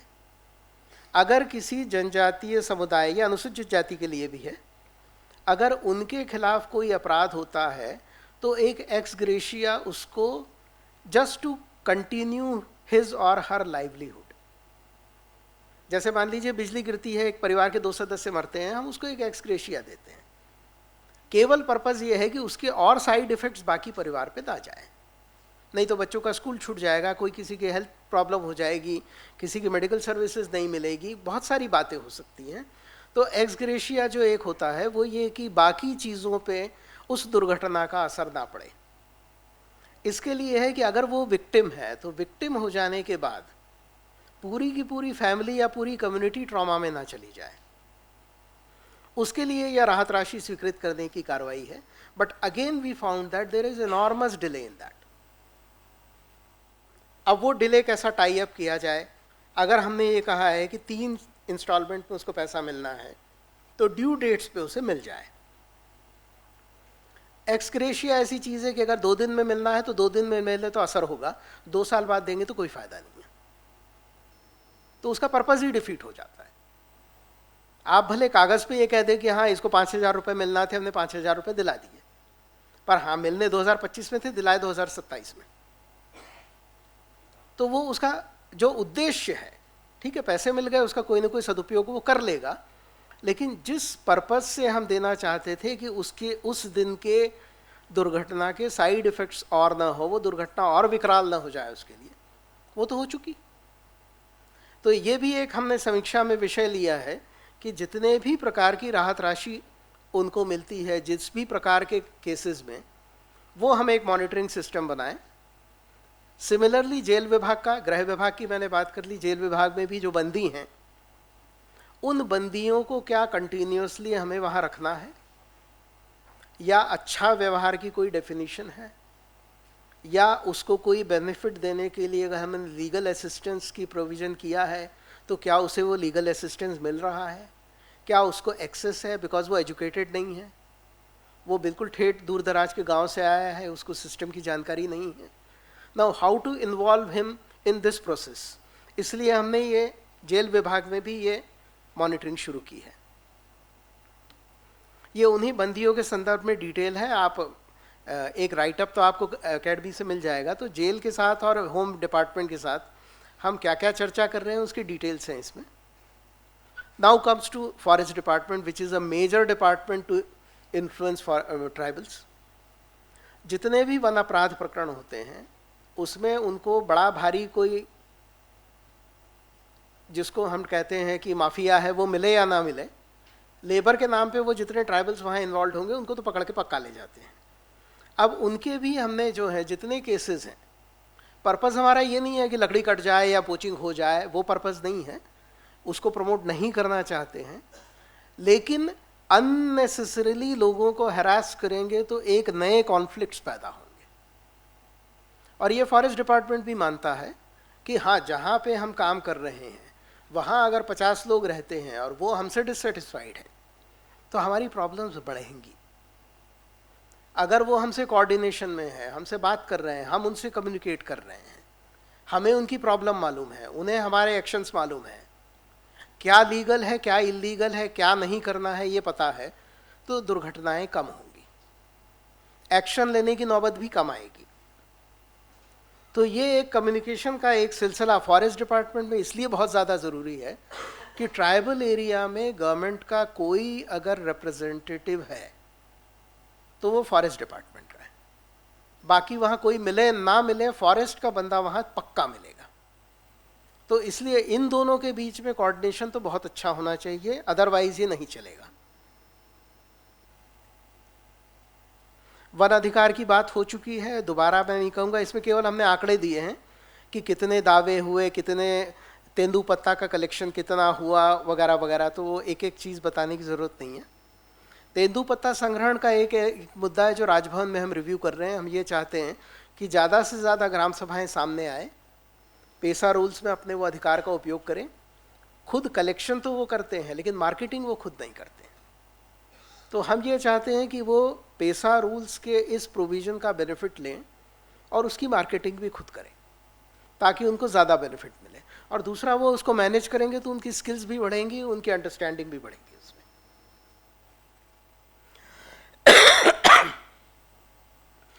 जैव विविधता अधिनियम मैंने जोड़ा था, पर इसमें थोड़ा सा मैं चेंज करना चाहूँगा।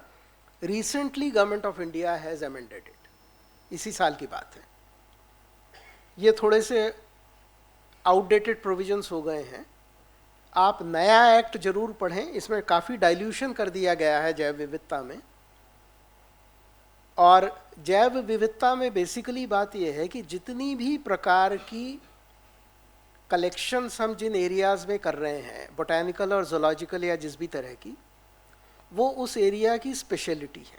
सब जगह सब चीज़ें नहीं मिलती, तो जिस एरिया में मिल रही हैं वहाँ से उसको बाहर लाने के लिए उस एरिया में रहने वाली जो कम्युनिटीज़ हैं, सोसाइटीज़ हैं, विलेजेस हैं, उनको उनका एक शेयर मिलना चाहिए as a matter of right. ये इसका बेसिक कॉन्सेप्ट है। और जैव विविधता अधिनियम में कैसे उनको उनका शेयर मिले, कैसे उनके शेयर का डिटर्मिनेशन हो, कैसे मार्केटिंग का डिटर्मिनेशन हो, प्रॉफिट का डिटर्मिनेशन हो, और उनको ये मतलब पैसा उनके हाथ में आए, ये इसकी पूरी फिलॉसफी है। समितियां बनाई गई हैं, समिति में सभी जनजातीय सदस्य हैं। इसको एक तरह से जो है बौद्धिक संपदा मानते हैं, क्योंकि सब जगह उपलब्ध नहीं है, केवल उनको पता है कि कैसे कलेक्शन करेंगे। अगर मैं यहाँ किसी से कहूँ कि आप जंगल में जाके काल में एक बूटी का कलेक्शन कर लें, कोई पहचान ही नहीं पाएगा कलेक्शन कैसे करेंगे। Now one person who knows that, who can recognise, मतलब इसके लिए तो हम सीधे रामचरितमानस या रामायण की कथा सुनाते हैं कि हनुमान जी चले तो गए लेकिन संजीवनी बूटी कहाँ है मालूम ही नहीं था, अल्टीमेटली पूरा पहाड़ उठा के लाए। बट फैक्ट रिमेन्स कि it is recorded in our religious books also कि even person like Hanuman ji could not understand कि ये बूटी है कौन सी। Now the same problem is there for everyone. तो जो लोग इन संपदा को जानते हैं, पहचानते हैं, कलेक्शन कर सकते हैं, करते हैं, उनका एक्सप्लॉयटेशन ना हो बल्कि उनकी एक एंटरप्रेन्योरशिप डेवलप हो, ये इस पूरे अधिनियम का एक बेसिक फिलॉसफी है। जनमन योजना के बारे में चर्चा चाहेंगे क्या? कि आप लोग ऑलरेडी उस पर काफ़ी चर्चा कर चुके हैं। This is one of the recent development. मैं आपसे पूछ इसलिए रहा हूँ कि बहुत ज़्यादा टाइम नहीं है, otherwise I won't be able to listen to you, मैं केवल बोलता ही रहूँगा। इसलिए मैंने प्रधानमंत्री जनमन योजना पे कि do you want me to speak on that, क्योंकि ये स्पेसिफिकली पीवीटीजीज के लिए बनाई है। पीवीटीजीज को वो सारी फैसिलिटीज़ दी जाएंगी जो हम जनरल स्कीम में, जैसे आवास है, उस तरह की जो सड़क है, मोबाइल टावर है, बहुत सारी बातें हैं जो हर जगह होती हैं, ये इनके गांव में, इनके अप्रोच में भी होना चाहिए। ये बेसिक फिलॉसफी है। एवरी हैमलेट इज स्क्रीन्ड, एक तरह से आइडेंटिफिकेशन हुआ है, कहाँ कहाँ नहीं है, कहाँ कौन सी सर्विसेज नहीं है, उसकी पूरी स्क्रीनिंग के बाद तय किया है कि कितना बजट लगेगा। एक एक मजरे टोले को सड़क से जोड़ने, मोबाइल से जोड़ने, health facilities, primary school, multipurpose centres, anganwadi, individual houses, ये सारी इस स्कीम का मेन पार्ट है।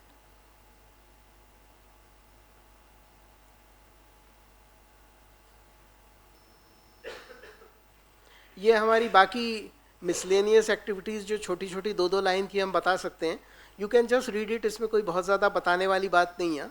जैसे हम लोग ये चाहते हैं कि जितने भी जनजातीय बाहुल्य ज़िले हैं वहाँ पर हर जगह ब्लॉक में वहाँ पर मेडिकल जो फैसिलिटी है, दवाई उपलब्ध हो जाए, डिस्ट्रिक्ट या डिवीजन लेवल पे मेडिकल कॉलेज अवेलेबल हो जाए, जो छात्रवृत्ति मिलती है उनका पूरा एक रिव्यू हो जाए, सारे बच्चों को स्कॉलरशिप्स मिल जाएं, स्टाइपेंड मिल जाएं, उसमें स्लिपेजेस ना हो।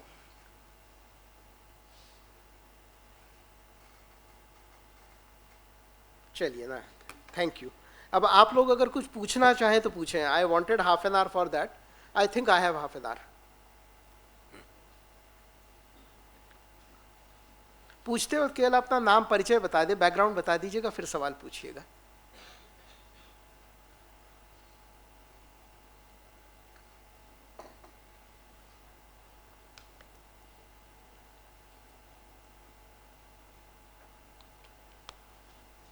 नहीं, कुछ नहीं पूछना है कि एक दूसरे से आप पहले चर्चा करके तय करेंगे। हाँ प्लीज, थोड़ा लाउडली बोलेंगे या माइक होगा क्या? मुझे आवाज आपकी पूरी सुनाई नहीं दे रही।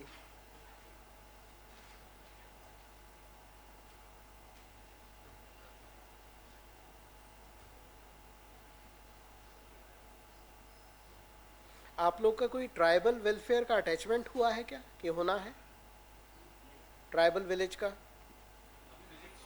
अच्छा, अभी विजिट नहीं हुई है।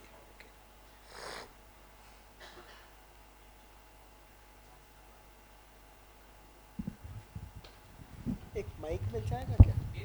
दे दिया ना, अच्छा ओके।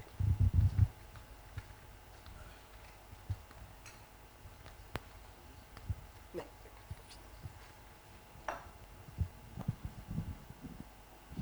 सर मेरा नाम प्रखर जैन है। मैं आंतरिक कोषाल अधिकारी जबलपुर में पदस्थ हूँ। सर मेरा प्रश्न ये है कि हम ये देख रहे हैं कि 5 साल में ट्राइबल्स के लिए काफ़ी सारी योजनाएं लाई गई हैं, जैसे कि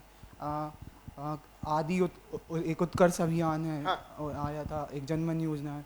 तो सर इनका क्या चेंजेस आ रहा है, मतलब जो ट्राइबल्स?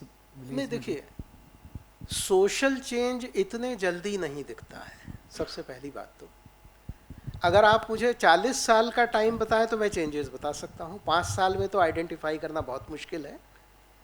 मेरी जब सब डिवीज़न में पोस्टिंग हुई थी 1987, मेरे पूरे सब डिवीज़न में, पूरा विधानसभा क्षेत्र और सब डिवीज़न को टर्मिनस था। I had only 1 MLA। 2 high school थे, हायर सेकेंडरी स्कूल भी नहीं था, कॉलेज भी नहीं था।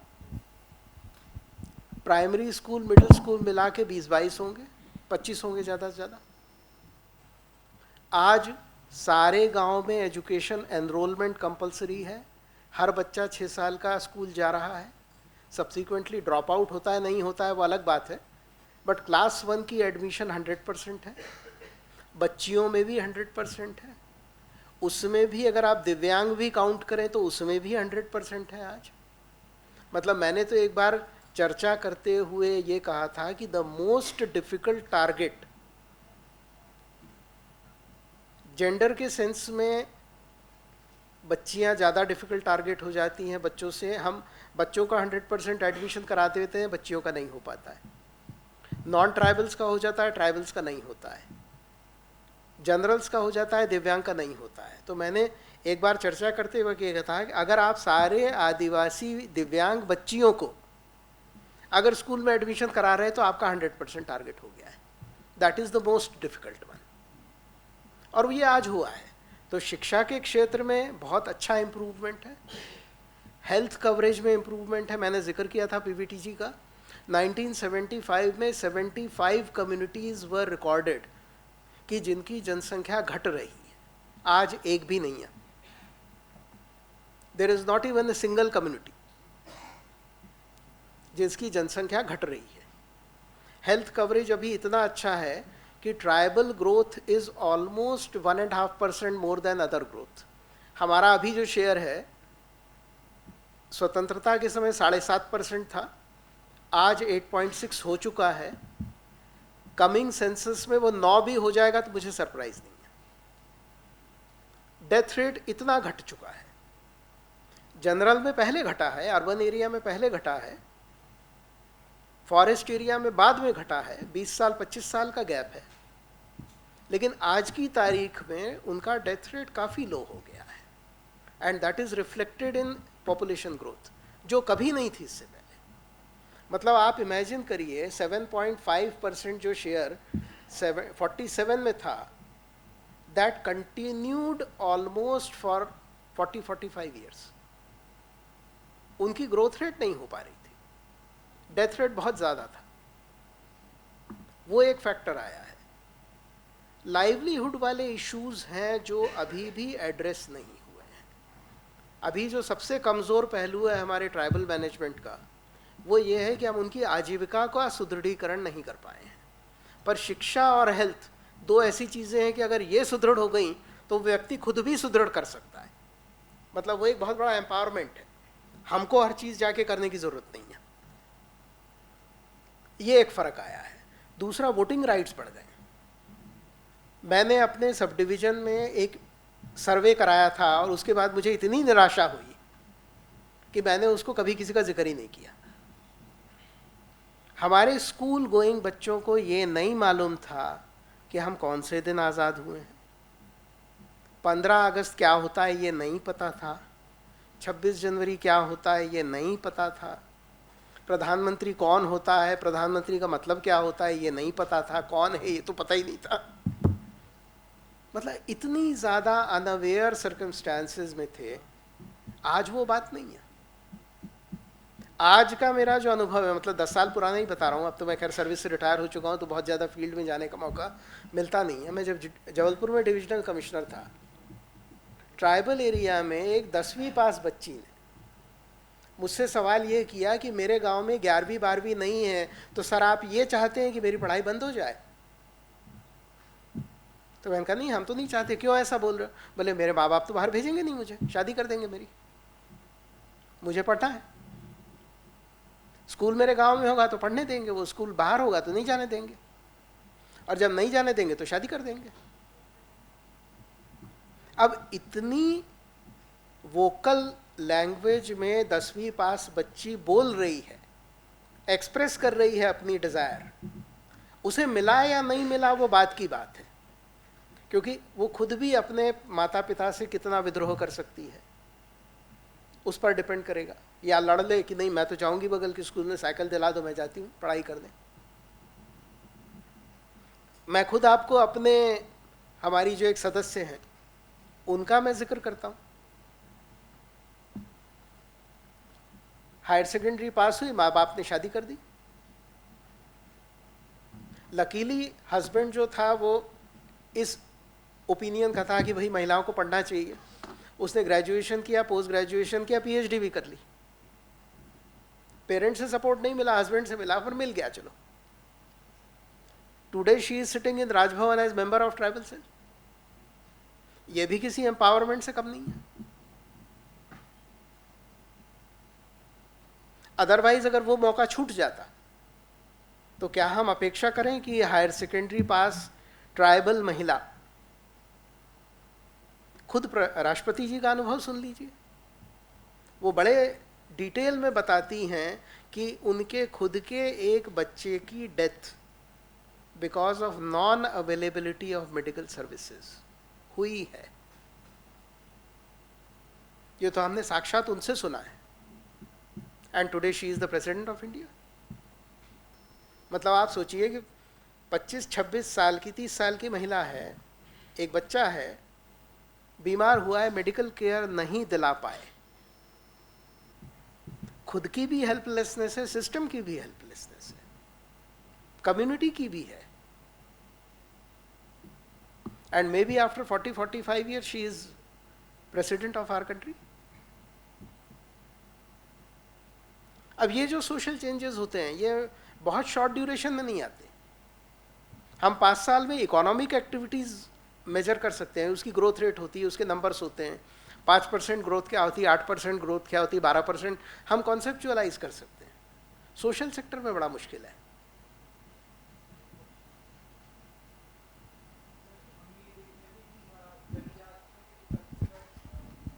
नहीं, एक मिनट माइक ले लें, आपकी आवाज़ मुझे नहीं आ रही है पूरी। हाँ। सर एक क्वेश्चन और था मेरा कि हम ये देख रहे थे कि जो सरकार है वो जनजाति के जो कल्चरल इवेंट हैं उनको हाँ। आजीविका से जोड़ने का प्रयास कर रही है। नहीं, उनको किससे जोड़ने का? आजीविका से जोड़ने का, जैसे उनकी जो कला आजीविका से क्षेत्र- जोड़ा जा सकता है। मैं आपको एक छोटा सा उदाहरण भी बताता हूँ। हमने भी कोशिश की थी और बड़ी अच्छी सक्सेस मिली थी। डिंडोरी में और मंडला में, पर्टिकुलरली बैगाज में, they have excellent dancing skills. और ये चीज़ मैंने गुजरात में भी देखी। वहाँ का जो डांग जिला है, डांग जिले के बच्चे बच्चियाँ, जैसा अपन ये मुंबई में दही हांडी फोड़ने का जो कार्यक्रम होता है ना, जिसमें एक के ऊपर एक 8 लोग पिरामिड बनाते हैं, डांग में और बैगा कम्युनिटीज़ में उस पोस्चर में डांस करने की परंपरा है। आप इमेजिन करिए, एक पूरा पिरामिड बना है और वो पिरामिड गोल घूम रहा है। हम केवल स्टैटिक पिरामिड देख रहे हैं मुंबई का, मैंने तो वो डांसिंग पिरामिड भी देखा है। तो ये जो स्किल्स हैं या ये जो उनके आर्ट्स हैं, इनका हमने बहुत ज़्यादा एंटरप्रेन्योरशिप प्रोग्राम बनाया। बैंक से लोन दिलाया। It is a bankable item. अगर मान लीजिए 20-25 बच्चों का ग्रुप है और वो एक ग्रुप बना के एक अपना लोन चाहते हैं बैंक से, तो even scheduled banks are ready to give them loan. और उससे वो क्या करते हैं, वेरियस ड्रेसेस खरीदते हैं उसके अलग अलग कल्चरल प्रोग्राम्स के लिए, और लोग उनको ना केवल नेशनल प्रोग्राम्स में, सरकारी प्रोग्राम्स में बुलाते हैं, they are invited in various other programmes also. Personal programmes में जाते हैं, शादी में, फंक्शंस में, कल्चरल इवेंट्स में। जो हमारे ट्राइबल फोक सॉन्ग्स हैं और फोक डांसेस जो हैं, उसकी वैल्यू बहुत अच्छी है। एक एग्जांपल और दूंगा। मुझे सेक्रेटरी जो हमारे एक्सटर्नल अफेयर्स, जिसको फॉरेन सेक्रेटरी बोलते हैं हम, उनसे एक बार डिस्कशन करने का मौका आया। हम लोग अपने कुछ ट्राइबल प्रोडक्ट्स उनके पास ले गए थे कि इसकी क्वालिटी इतनी अच्छी है कि आप इसको दूसरे कंट्रीज़ के जो एम्बेसडर्स आते हैं, प्राइम मिनिस्टर्स आते हैं, प्रेसिडेंट आते हैं, उनको गिफ्ट करिए। देन दे सेड कि हम तो पहले से ही कर रहे हैं। तो हमने कहा ऐसा कैसे? बोले यही तो है जो 100% इंडियन है। बाकी जितना भी शहरी प्रोडक्ट मिलता है, या तो फैब्रिक फिरंगी है, या कलर फिरंगी है, या डिज़ाइन फिरंगी है। बोले हम गिफ्ट कैसे करें? भाई हमें तो वो चीज़ गिफ्ट करनी है जो शक्ल से और पूरी तरह से 100% इंडियन होना चाहिए। बोले केवल ट्राइबल प्रोडक्ट्स ही 100% इंडियन है। और वो बिल्कुल मतलब नेशनल लेवल पे। आप कभी प्रधानमंत्री या राष्ट्रपति जी के जो वीडियोस आते हैं कि जब वो किसी दूसरे कंट्री के प्रेसिडेंट या प्राइम मिनिस्टर से मिल रहे हैं और गिफ्ट दे रहे हैं, आप कभी गौर से देखिए, these are all tribal products. Tribal paintings हैं, फैब्रिक हैं, कारपेट्स हैं, इवन आपके नॉर्थ ईस्ट के जो प्रोडक्ट्स हैं, they are very very exclusive. उसका अच्छा मार्केट भी है, एंटरप्रेन्योरशिप भी डेवलप्ड है, और भी हो सकती है। एक एग्जांपल एमपी का भी दूंगा। अपनी जो गोंडी पेंटिंग्स आपने देखी होंगी, आपके यहाँ भी होंगी, हर जगह हैं। मतलब पूरे भोपाल में आप कहीं भी घूमेंगे आपको गोंडी पेंटिंग्स मिल जाएंगी। It is one of the most versatile paintings available, और बहुत बड़ा बिजनेस है। अब तो नॉन ट्राइबल्स भी उसको जो है वो सीख के कर रहे हैं। जैसे अपनी मैथिली पेंटिंग्स है बिहार की, कि वो पहले वहीं के लोकल आर्टिस्ट करते थे, फिर लोगों ने भी सीख के करना शुरू कर दिया। तो उसी तरह महाराष्ट्र से जो कनेक्टेड है वो वर्ली पेंटिंग्स भी उन्हें मालूम होंगी। तो इस तरह के प्रोडक्ट्स तो हैं। एक चीज़ ज़रूर है कि हमने ट्राइबल मेडिसिन्स का अभी तक कोई एंटरप्रेन्योरशिप हम नहीं तैयार कर पाए।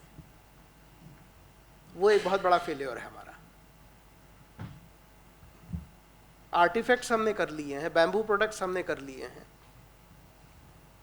पर बहुत सारी चीज़ें अभी नहीं की हैं।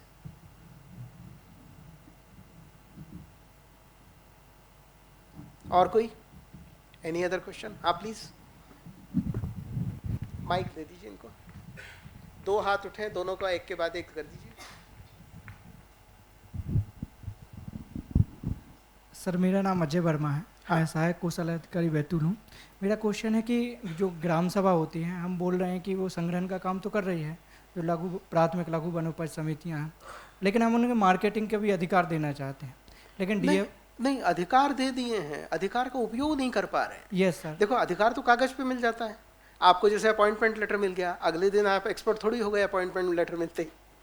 भाई अभी तो हमने केवल अपॉइंटमेंट लेटर पकड़ा है, अभी तक तो उस अधिकार का उपयोग नहीं हुआ है। जी सर, तो अभी हमारी डीएफओ में ट्रेनिंग हुई थी। हाँ। उनका भी यही कहना था कि ग्राम सभा को हमने दे तो दिए हैं अधिकार, हाँ।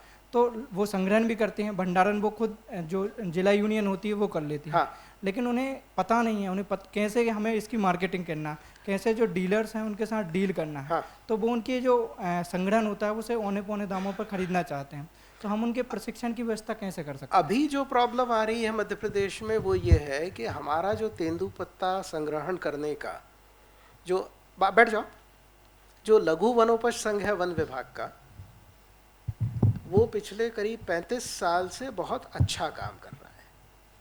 अब उससे अच्छा काम करने की बात है। भाई आपको मान लीजिए 100 में 20 नंबर मिले हैं तो 20 की 40 करना आसान होता है, लेकिन 100 में आपको 98 मिल रहे हैं, अब 99 करना है, वो बहुत मुश्किल होता है। तेंदुपत्ते की जो समस्या ग्राम सभा स्तर पे जो ये आपने जो जिक्र किया, वो एमपी, छत्तीसगढ़ और उड़ीसा, इन 3 राज्यों में है। महाराष्ट्र में बिल्कुल नहीं है। महाराष्ट्र में कोई भी सरकारी संगठन तेंदुपत्ते का कलेक्शन नहीं करता था। तो जैसे ही ग्राम सभा ने शुरू किया, पहले 500 रुपये मिले, फिर 800 रुपये मिले, फिर 1000 मिले, 1200 मिले, काम चालू हो गया। हम तो ऑलरेडी यहाँ 8800 पे बैठे हुए हैं। अब उससे कहें कि तू आज सीख और कल 9000 करके दिखा, वो थोड़ा मुश्किल है। बैकआउट दोनों तरफ से हो रहा है। फॉरेस्ट डिपार्टमेंट भी नहीं चाहता है कि ये डेलीगेट हो जाए। उनकी अपनी एक मतलब जो एक पूरा सेटअप बना हुआ है वो ख़त्म हो जाएगा। ग्राम सभा को ये दिक्कत है कि पहले ही दिन मेरिट में आ जाए, ये कैसे करें? अभी हम हैंड होल्डिंग पे चल रहे हैं कि फॉरेस्ट डिपार्टमेंट ही सिखाए और मेंटली तैयार हो जाए कि भाई ये आपको कोऑपरेटिव सोसाइटी से ना करा के ग्राम सभा से कराना है, और मार्केटिंग भी उन्हीं से कराना है। आप ऑक्शन नहीं करोगे, वो करेंगे। लेकिन अगर वो नहीं कर सकते तो उनके बिहाफ पे आज आप कर दो। तो आज जो बैठा है वो तो कह रहा है कि इन्हीं को करने दो। भाई मुझे आपने मालिक घोषित कर दिया, बाकी ठीक है, अब मैं इनसे करवा लूँगा। कुछ जगह वो कोऑर्डिनेशन अच्छा है तो चल रहा है, कुछ जगह बिगड़ गया है तो वहाँ झगड़े हो रहे हैं। पर अधिकार दे दिया है, अधिकार का उपयोग नहीं हुआ है, उपयोग बहुत लिमिटेड हुआ है। और केवल कुछ सोसाइटीज़ हैं जो ग्राम सभाएं हैं जो पिछले 3 साल से कंटिन्यूअसली ये कर रही हैं। कुछ लोगों ने पहले शुरू किया, फिर दूसरे साल ड्रॉप कर दिया। कुछ लोगों ने पहले साल लिया ही नहीं, पर दूसरे साल ले लिया। मुश्किल से 100 ग्राम सभाएं हैं जो 22, 23, 24, 25 कंटिन्यूअसली कर रही हैं और कह रही हैं कि हम करना चाहते हैं। उतना ही अगर एस्टैब्लिश हो जाए तो धीरे धीरे बढ़ जाएगा। पर ये इतने जल्दी इसलिए नहीं हो पाएगा कि हमारा ऑलरेडी एक सिस्टम है। नहीं होता तो शुरू हो जाता है। जैसे महुए में हम कोशिश कर रहे हैं, महुए में हो जाएगा। महुए का कोई भी हमारा ऑर्गेनाइज सेटअप नहीं है। किसी को नहीं पता है कि इस इलाके से कितना महुआ आता है, कहाँ जाता है, क्या होता है। जब स्टडी की, जनरली लोगों का इंप्रेशन महुए के बारे में ये है कि वो जनजातीय समुदाय के लोग उसका दारू बना के पी जाते हैं। This is a very very general impression. इस बिस्किट में भी महुआ है। This is a mahua biscuit, not told to you. इसकी अगर आप पैकेट पे देखें, पैकेट में शुगर वर्ड नहीं लिखा है, और जो इसकी मिठास है वो महुए की है, but they don't write it. जैसे हमने शुरू में वेजिटेबल ऑयल्स वर्ड एक इजाद किया था, आपको याद होगा, धारा के पैकेट और वो बहुत सारे पैकेट में पीछे लिखा था परमिटेड वेजिटेबल ऑयल। कौन सा वेजिटेबल ऑयल है किसी को नहीं मालूम। This is a permitted sugar but not sugar, इसलिए इसकी स्वीटनेस बहुत कम है और बहुत लोग को ये पसंद आता है। बहुत लार्ज स्केल पे महुआ बिस्किट कंपनीज खरीद रही हैं आज की तारीख में, और वो उसको as alternate to sugar use कर रही हैं, क्योंकि उससे आपकी डायबिटीज नहीं खराब होती। That's a much healthier option. पर यह है कि we have to arrange a structure for that, otherwise वो सीधा कमर्शियलाइज हो जाएगा। हाँ, एक आप भी पूछ रहे थे बाइक में। हाँ, पहले इनसे बात कर लें। सर मेरा सवाल यह था कि जैसे हम जनजातीय समाज के लोगों को आरक्षण भी दे रहे हैं या फिर हेल्थ केयर सिस्टम की बात करते हैं, लेकिन जो ये लाभ है उनको समान रूप से नहीं मिल पा रहा है। क्योंकि ये सिर्फ कुछ ही वर्गों तक सीमित है, तो हम इसको कैसे बढ़ा सकते हैं? मतलब सोशलाइजेशन की बात करें या फिर हेल्थ केयर की, फिर एजुकेशन की, क्योंकि देखिए, ये सीमित दायरा हो गया सर। नहीं, लेट मी से, एक तो ये it's a political question, this is not a right forum to talk this thing, so I won't be able to answer. ये एक डिसीजन है after the independence to give certain percentage of reservation to a group. अभी भी हम STs को एक बड़ा group बना के ऑल 700 कम्युनिटीज पुट टुगेदर, हम उन्हें 7.5% रिजर्वेशन कंट्री लेवल पे और उसी तरह स्टेट लेवल पे 21% मध्य प्रदेश में ये दिया हुआ है। सिमिलरली एससीज का भी दिया हुआ है।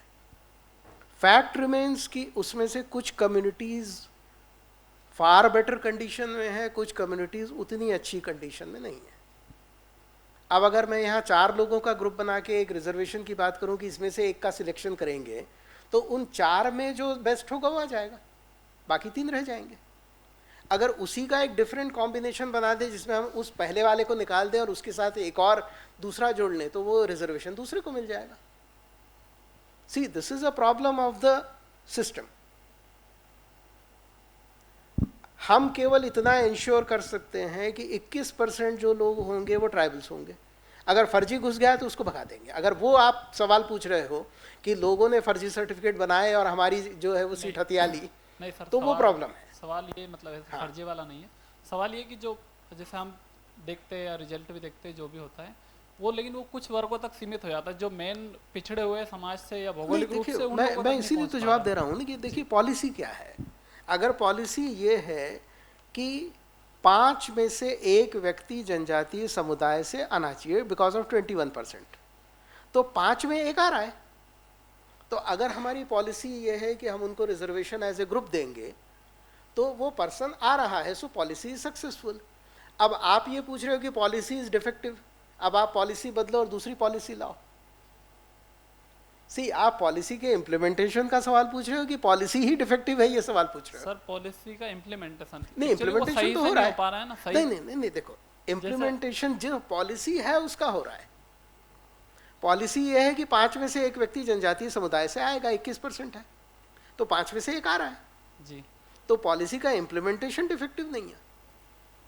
अगर आप ये कह रहे हो कि इन आपने 60 कम्युनिटी का एक ग्रुप बना दिया, इसका 60 ना करके 20-20 के 3 बनाओ और उनको 2.5 दे दो, तो लोग बदल जाएंगे। उसमें पॉलिसी जैसी बनी है वैसी ही इम्प्लीमेंट करनी पड़ेगी, आप उसको मॉडिफाई नहीं कर सकते। जैसे अभी एक सवाल आ रहा था, मैंने कहा नहीं आप पॉलिसी मॉडिफाई करने की बात कर रहे हो, आप इम्प्लीमेंट करते करते पॉलिसी मॉडिफाई मत कर दो, वो नहीं कर सकते। लेकिन जो बनी है अब उसमें कितना ठीक है कितना ठीक नहीं है वो अलग बात है, लेकिन जो पॉलिसी बनी है उसका इम्प्लीमेंटेशन आप कर सकते हो, वो आपके हाथ में है। ठीक है, थैंक यू सर। हाँ, yes. Good evening sir. Sir मेरा नाम नवीन उइके है। हाँ। मैं डायरेक्टरेट पेंशन में एपीओ के पद पे कार्यरत ओके। हूँ। सर मेरा क्वेश्चन ये है, जो ट्राइबल कम्युनिटीज़ की जो लैंड जो रहती है, हाँ। सर गवर्नमेंट का लॉ ये बोलता है कि जो अगर वो उस ज़मीन को बेचना चाहते हैं, हाँ। तो वो ट्राइबल कम्युनिटी का पर्सन ही उसको खरीद सकता है। हाँ। लेकिन सर कहीं कहीं इसका मिसयूज़ देखने को भी मिलता है सर, तो गवर्नमेंट उसके लिए क्या इसको कैसे टिकल कर रही है सर? नहीं, देखिए अभी का आज की तो हालत ये है कि it is a total ban, मतलब वो कंप्लीट बैन के भी दूसरे काउंटर इफेक्ट्स हैं। आज ट्राइबल की ज़मीन नॉन ट्राइबल को ट्रांसफ़र कोई नहीं कर सकता, इंक्लूडिंग कैबिनेट। मतलब आज की तारीख में तो ये प्रोविज़न है कि उसको करने का कोई तरीका ही अब बचा नहीं है। लेकिन प्रीवियसली ये हुआ है, जब कलेक्टर की परमिशन से ट्राइबल की ज़मीन नॉन ट्राइबल को बेचने का प्रोविज़न था, तब ये शिकायतें आती थी कि भाई उसमें मतलब गड़बड़ियाँ हुई हैं, and there are good number of cases जिसमें एक्शंस भी हुए हैं। और उसी के बाद सरकार ने तय किया कि हम इसमें अब एक्सपेरिमेंट करना ही नहीं चाहते, हम इस पर टोटल बैन लगा रहे हैं। जी सर, इसका मिसयूज़ सर फिर भी अभी देखने को मिलता है सर। नहीं, अभी कैसे होगा? आप तो कोई परमिशन दे ही नहीं सकता, तो मिसयूज़ कैसे कर रहा है? मतलब सर जैसे कोई ट्राइबल पर्सन है, हाँ। तो अगर कोई नेक्स्ट दूसरी कम्युनिटी का कोई व्यक्ति हाँ, तो वो ट्राइबल पर्सन के नाम से उस ज़मीन को रजिस्टर कर लेता है और उसका खुद ही यूज़ करता है। ओके, उस तरह से नहीं तो फिर तो ये तो जो ट्राइबल खरीद के उसको मिसयूज करने के लिए दे रहा है उसका फॉल्ट है। भाई आप मान लो कोई बेनिफिट मैं आपको दे रहा हूँ और आप इनको ट्रांसफर कर दो और फिर कहो कि ये मिसयूज कर रहा है, भाई आप भी तो कर रहे हो। ये तो मतलब एक तरह से ये हुआ कि उसकी कंसेंट से मिसयूज हो रहा है। Thank you sir.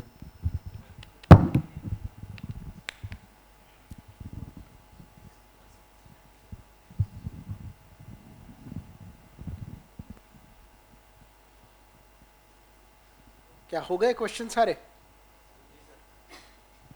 We have another 5 minutes I think. एक और हो सकती है, एक चर्चा और हो सकती है।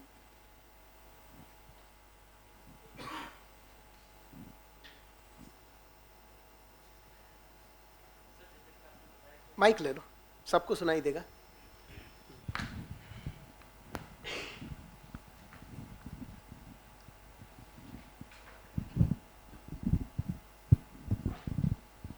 Good afternoon sir. हाँ, सर मेरा नाम अश्विन शर्मा है और मैं बड़वानी में असिस्टेंट पेंशन ऑफिसर के पद पर पदस्थ हूँ।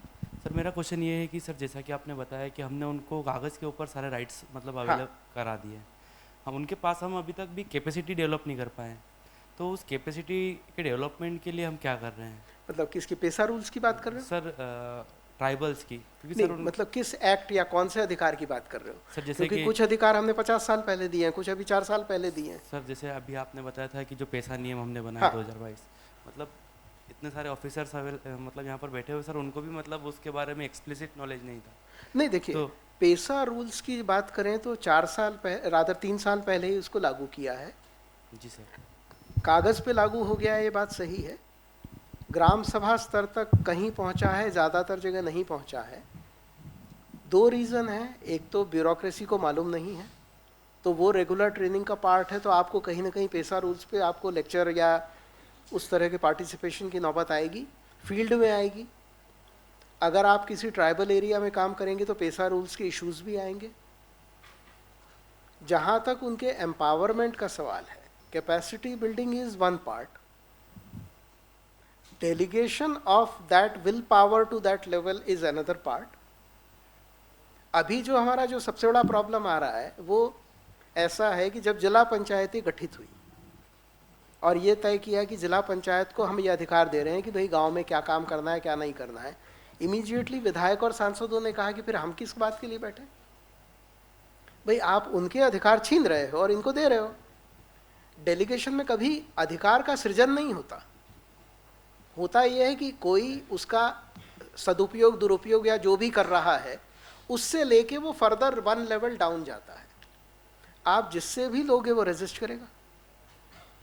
उस वक्त विधायकों ने सांसदों ने रेजिस्ट किया, फिर जिला पंचायत के बाद जब जनपद पंचायत ग्राम पंचायत बनाई तो जिला पंचायत ने रेजिस्ट किया कि फिर हमें क्यों बनाया था। अब ग्राम सभा के लिए ग्राम पंचायत और ग्राम सभा में टक्कर चल रही है। सरपंच कोशिश कर रहा है कि सारी चीज़ मेरे पास ही रहे। तो ये व्यवस्था की एक अपनी प्रॉब्लम है जो कुछ समय लगेगा। कोशिश ब्यूरोक्रेटिक लेवल पे एक सही मैसेज जाए, डाउन द लाइन वोटर्स तक सही मैसेज जाए, और किसको क्या अधिकार मिले हैं और किसके क्या अधिकार बचे हैं ये तय रहे। तो वो जितना अवेयरनेस लेवल बढ़ेगा वो स्ट्रीमलाइन होगा, पर उसमें थोड़ा सा टाइम लगेगा। थोड़ा पेशेंटली हमें देखने की ज़रूरत है।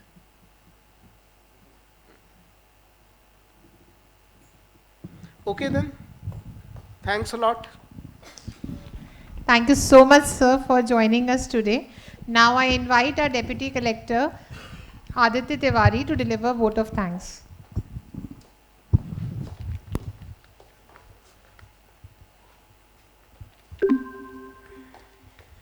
Honorable Eminent Speaker of the Day, Shri Deepak Khandekar sir, Honorable Director sir, and other respected dignitaries, along with my fellow officer trainees, a very good afternoon to all of you. आज sir ने हमें जनजातीय परंपराएं, विकास और उनके आपसी संबंध के बारे में बताया। सर ने हमें जनजातीय संबंधित संवैधानिक प्रावधान, जनजातीय प्रकोष्ठ जो राजभवन के अंतर्गत आता है, उसकी संरचना के बारे में बताया। सर ने जनजातीय वर्ग संबंधित विभिन्न कानून और योजनाओं पर हमारा मार्गदर्शन किया। साथ ही आदरणीय ने वास्तविकता के माध्यम से जो उदाहरण होते हैं उन्हें हमें समझाया कि कैसे जब हम ग्राउंड पर जाएंगे उन चैलेंजेस को हमें फेस करना पड़ सकता है। सर, मैं 120th फाउंडेशन बैच और डिप्टी कलेक्टर्स इंडक्शन बैच की तरफ से आपको बहुत बहुत धन्यवाद ज्ञापित करता हूँ।